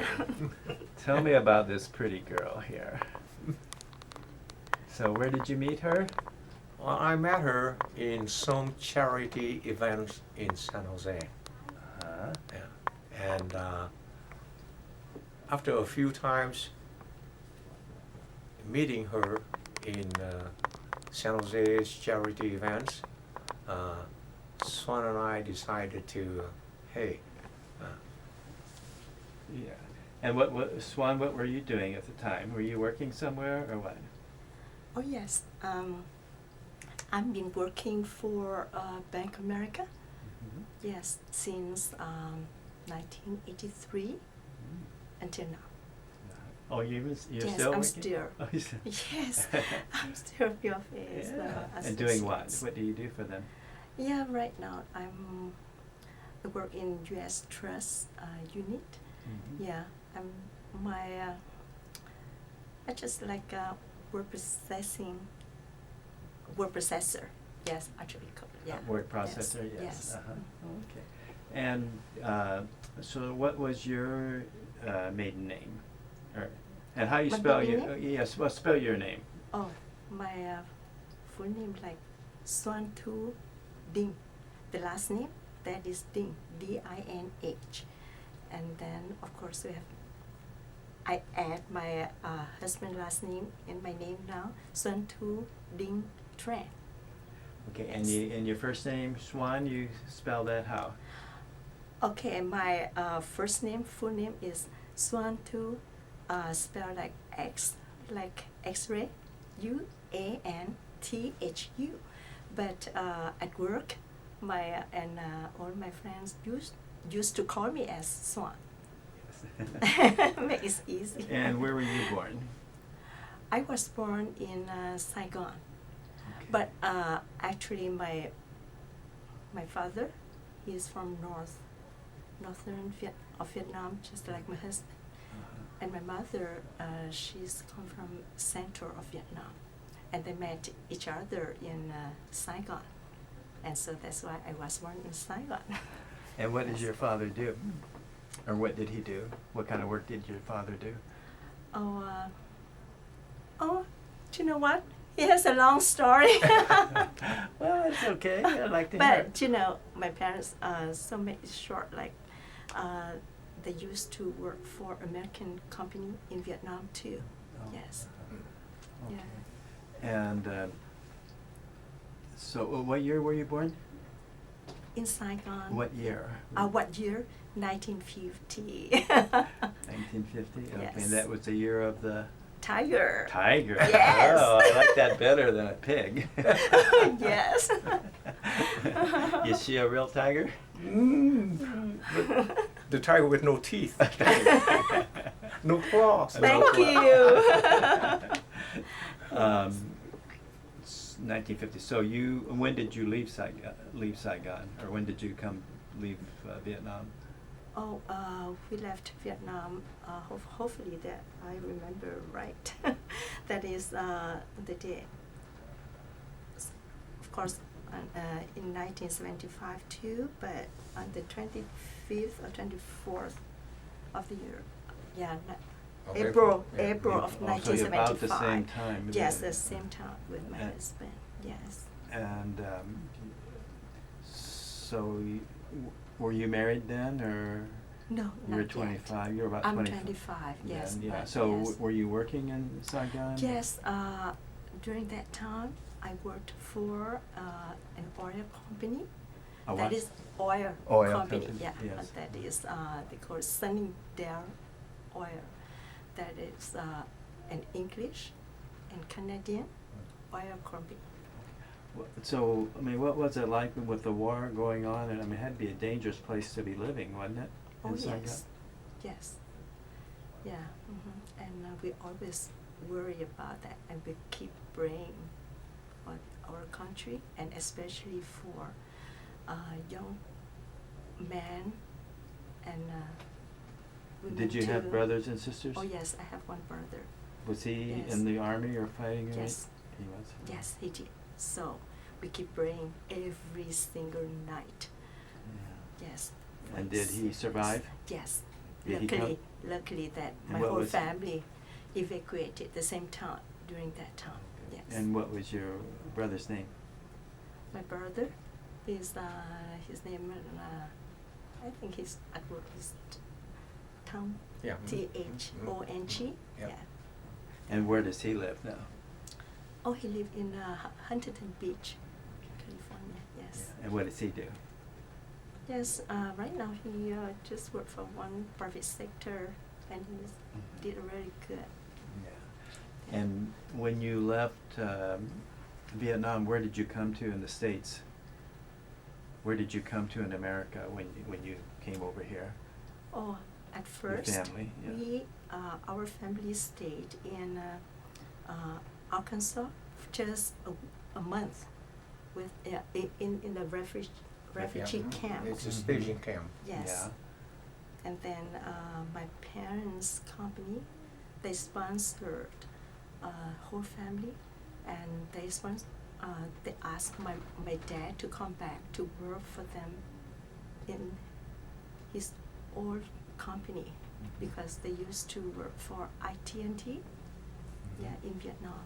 So that company sponsored for my parents, and also let two of us in the family, myself and my young brother, worked for their company too. Yes. And where were you living? Where did you all live then? We live in let's see, New Jersey? in New Jersey. In New Jersey? Yes. Oh, okay, Mhm. yeah. For 4 years there. Uh-huh. And then my parents have a chance to come over to California, and they like the weather here. So that's why they make this. Yeah. They made a decision that okay, move whole family, come over here. Yes. To San Jose? Is that where No, you just in Los Angeles. Oh, Los Angeles. Yes. We live in Cerritos. Cerritos? Yes. Uh-huh. Since then, in 1979. Okay, and now do you have children? Oh yes, I have two boys. And what are their names? The first one, Stephen Dow.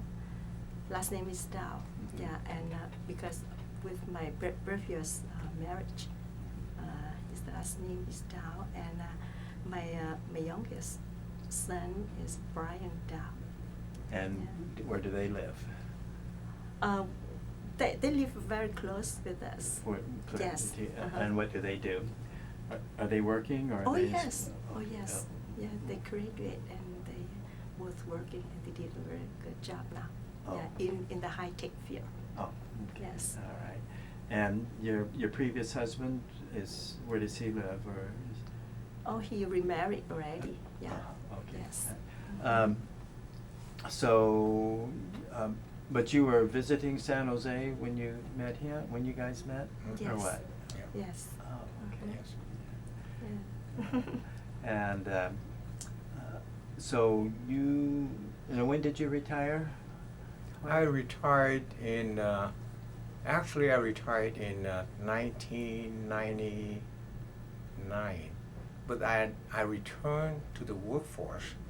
I retired from AAA before, but then some independent adjusting company was looking for a job, and the offer was, the offer was so hard to refuse.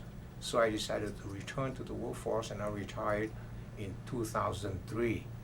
And the reason for 2003 was that my children said that, Dad, you've been working continuously 50 years now. 1953, 2003, 50 years. So it's time to hang it up. Did you do any flying over here since you got out of service? No, except traveling from place to place. Other than that, Right. no private flying, no. Okay, yeah. Did you miss it? Sure did. Yeah. Now I know that book probably took you quite a while to write. How long have you been working on it? How long were you working on your book? Took me a good 5 years.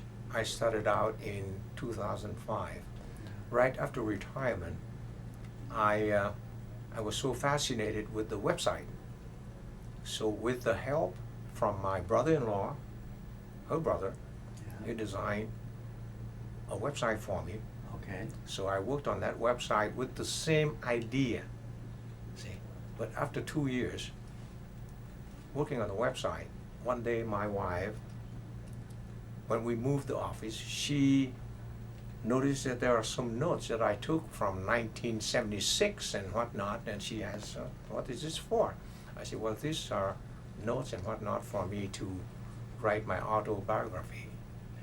She said, well, this is time to start. And she wanted me to start in 2005. So I started in 2005, and I finished that in June 2010. And it took me a few months to get the publisher. And how did you get a publisher? How did you go about getting a publisher? Through some friends. And at first I submitted my manuscripts to some conventional publishers, but they were not interested. And then one would have to do a pretty good audit. And an American friend of mine also writing a book, and he said that after the editing from the conventional publishing way, the book is no longer your book because the editing is so. Yeah. So I, through a friend, and he's got a book published through Ex Libris, and two friends, an American and a Vietnamese, and I decided to explore this, and I talked to them, and finally I said, well, this is probably the way to go. Yeah. And I decided to go with Ex Libris. And did Swan help you a lot? I'm sorry? Did she help a lot? She and my daughter, they were like my project managers.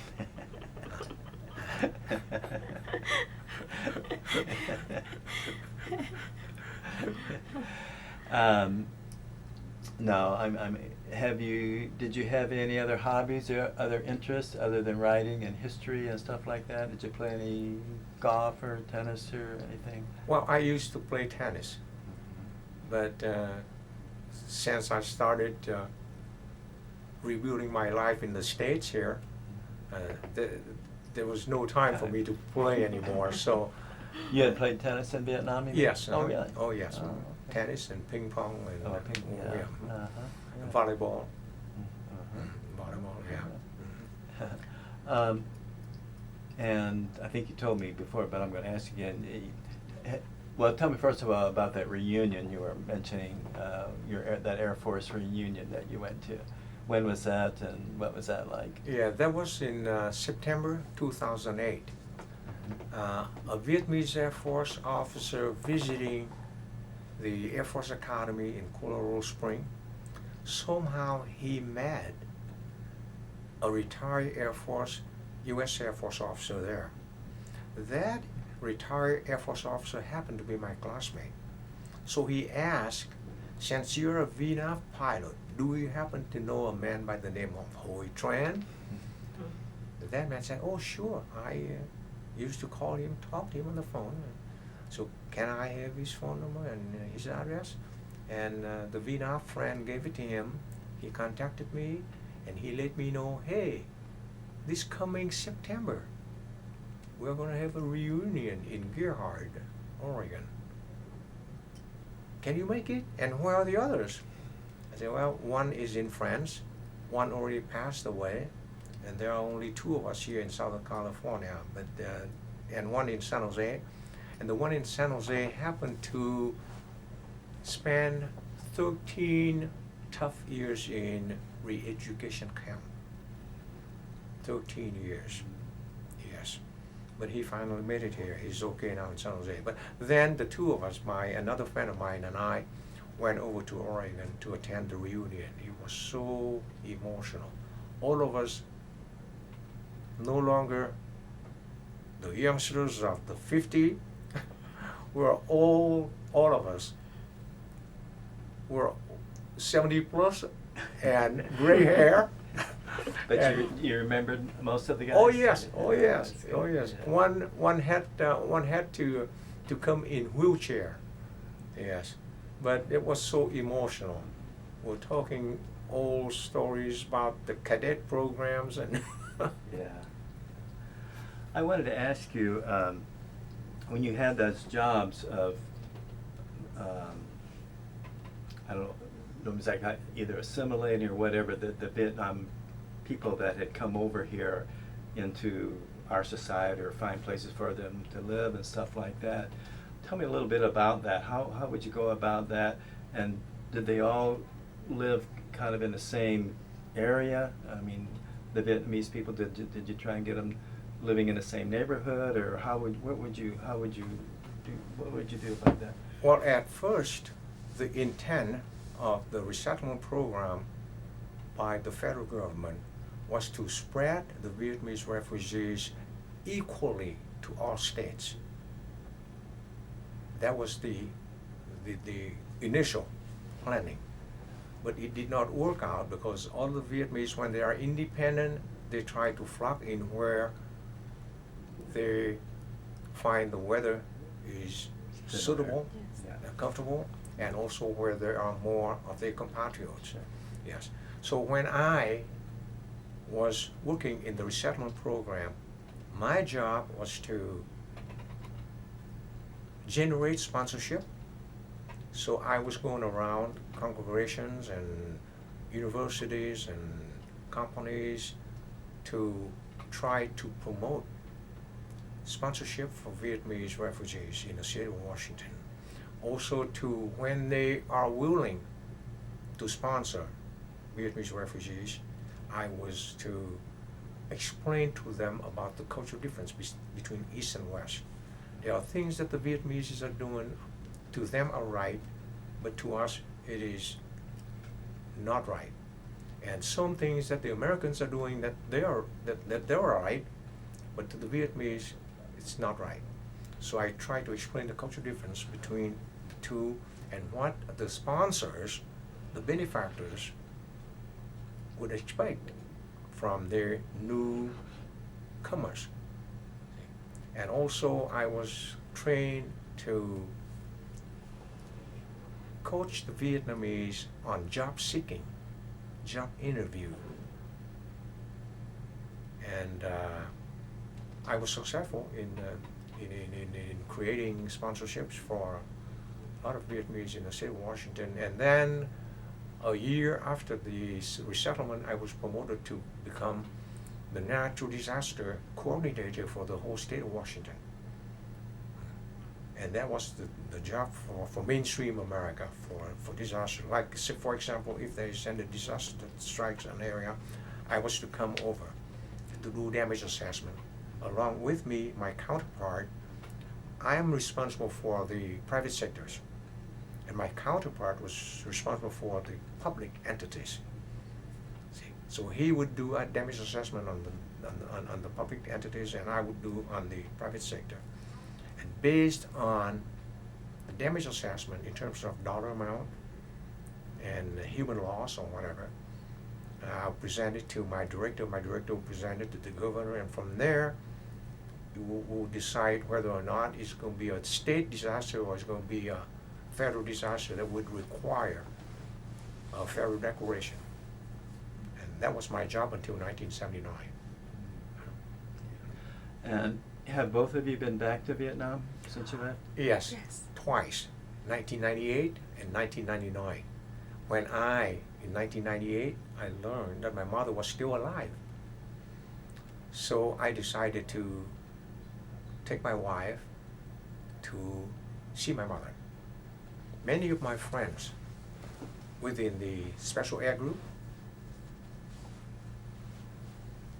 suggested that Tran should not go to Vietnam now because you're going to be in trouble. And I said, well, if anything, I would consider that as my paying my filial duty to my mother, that I had left her in Hanoi since '54. So I was a little excited and nervous when the plane was on final approach. Told my wife, if I am in line into the immigration, if the immigration officer looks at my passport and waved me through. Great. If he looks at my passport, he looks over the drawer, or looks over the screen of the computer or something, signs a problem. If that's the case, go back, go to the U.S. Embassy, report the whole thing, go back to the States, call my company, let them know.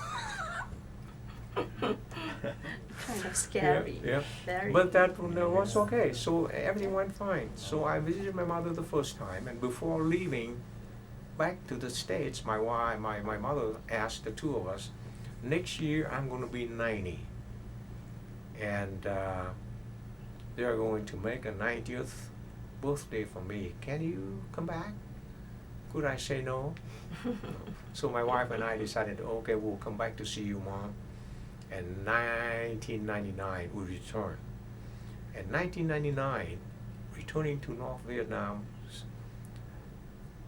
somehow my younger brother invited among the guests to attend my mother's birthday one brigadier general of the North Vietnamese intelligence and a few colonels. And he introduced me to those people, and those people shook my hand and they asked me, hey, Mr. Tran, you're a jet pilot. Why don't you come back here to help the country? I said, no, thank you, gentlemen. You've got enough. You've got plenty of good people here. I'm old enough. Just leave me alone. Didn't tell them what you really thought.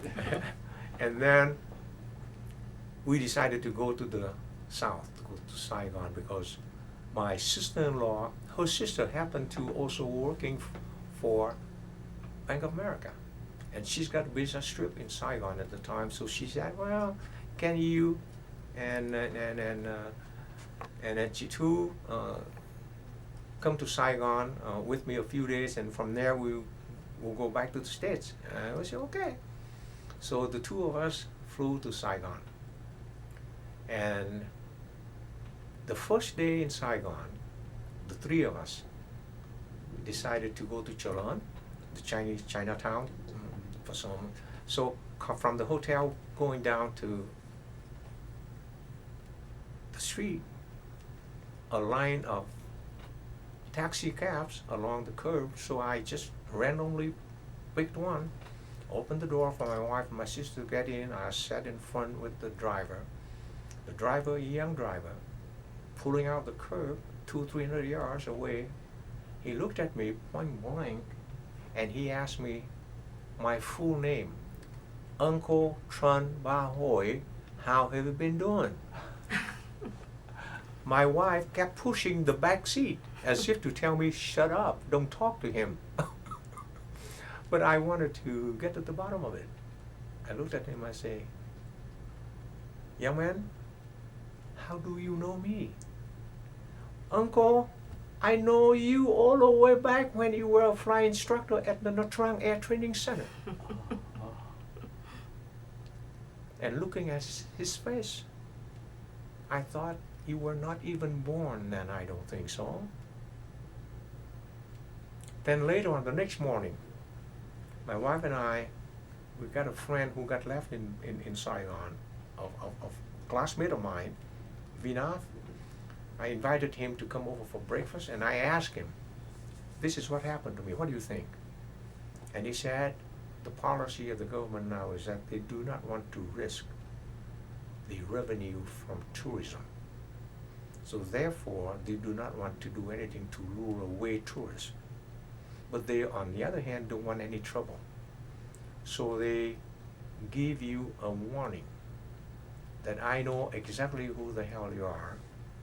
So just stay cool, do whatever you want, but don't do anything crazy, you're gonna be in trouble. Then I knew. And that was the last time, no more Saigon, no more Hanoi. That's it. Did it look any different than the last time that you had gone over?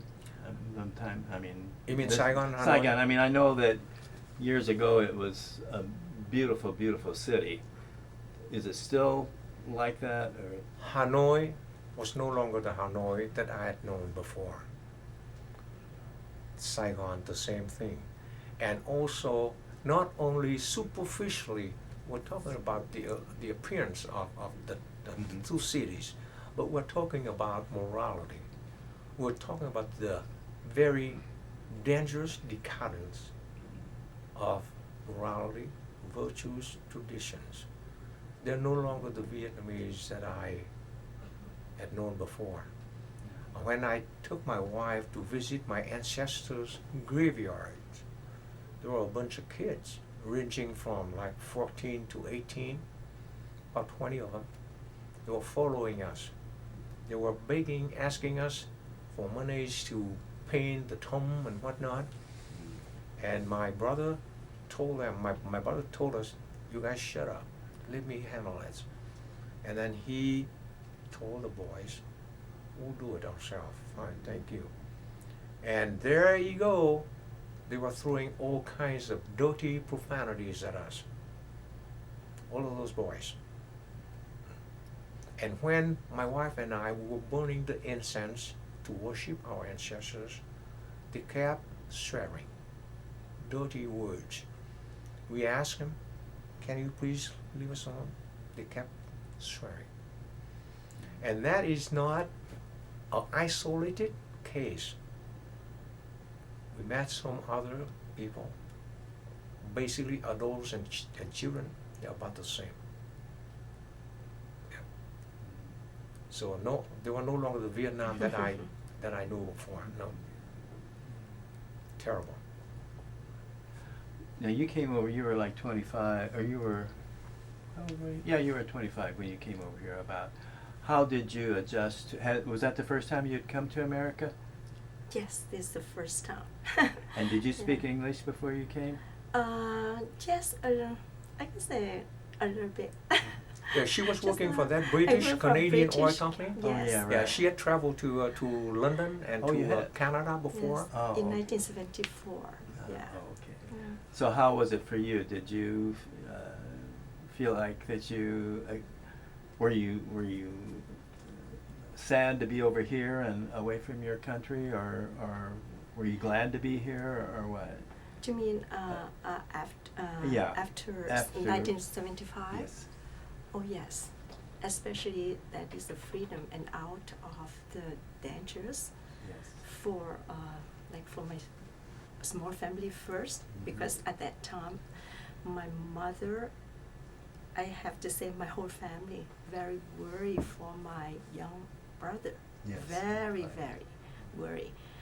And we really worried that time, not only one brother, because I have the other two brothers too.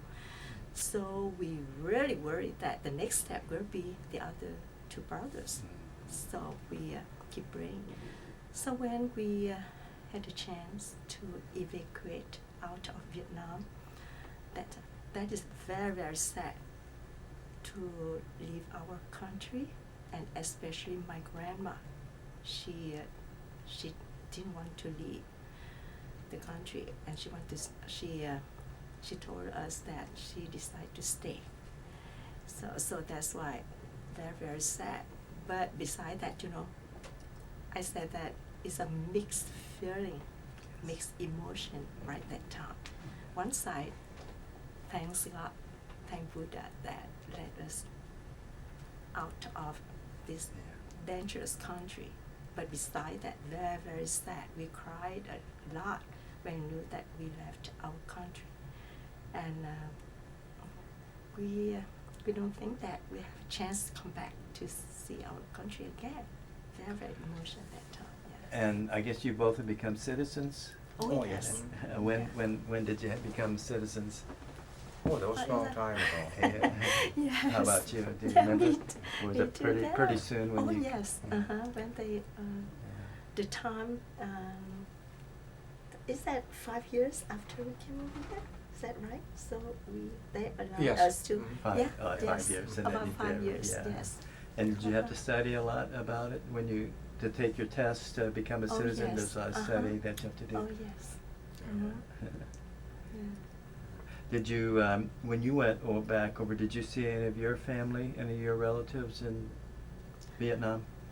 Yeah, actually, oh yes, my paternal side, yeah, we did, both of us, when he had the chance, because most of them live in Hanoi too. So when we came back to see his mother, our mother, so we had a chance to see my uncles and my aunt too. Are they doing okay? Yes, they're fine. Yeah, they're very old.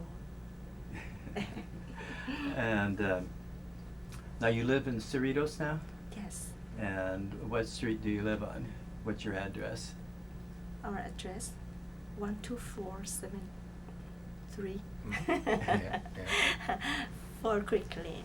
Fall Creek. Cerritos. Is it, Yes. are you living in a house in a neighborhood or? It's Yes, townhouse. a A townhouse. townhouse. It's a townhouse Yeah. within a- Very quiet, very, Yeah. yeah, with us, very nice. Yes. Yeah, How small long house. have you been living in that house? Yeah. A Almost- little over 14 years. Oh, yeah, 14 years. Yeah. Yeah. And you gonna be writing any more books? I don't know yet, but I am going to, I believe I'm going to work on the website that I had left. I haven't. I'll have to go look at your website. Now, what do you basically have on your website? The website that I designed is to serve as a depository for all of the honest, good accounts of the war in Vietnam. And also it is to expose some of the things that the Communist Vietnamese, the government now, are doing to the people. And also to explain to the public that no, the U.S. was not defeated in Vietnam. The U.S. veterans that served in Vietnam should be honored as opposed to be denigrated unjustly.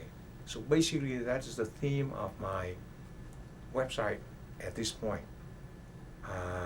I plan on putting a virtual memorial on my website in the future if I have a chance to do that, and also crimes committed by Ho Chi Minh and the Communist Party from 1945, from the time that I begin to understand what was what in 1945. So 2 more things I would like to add onto the website. Sounds good. Okay. Well, Hoi, I want to thank you for your service. Thanks for coming in and sharing with us today. Schwan, thank Thank you you. for coming and You're sharing too. welcome. It was just Thank you great. so much Glad for, to be for, here. for having us Yes. here. Okay. All Thank you. right. Well, it's a pleasure to have you. I'm sure glad that you came back, and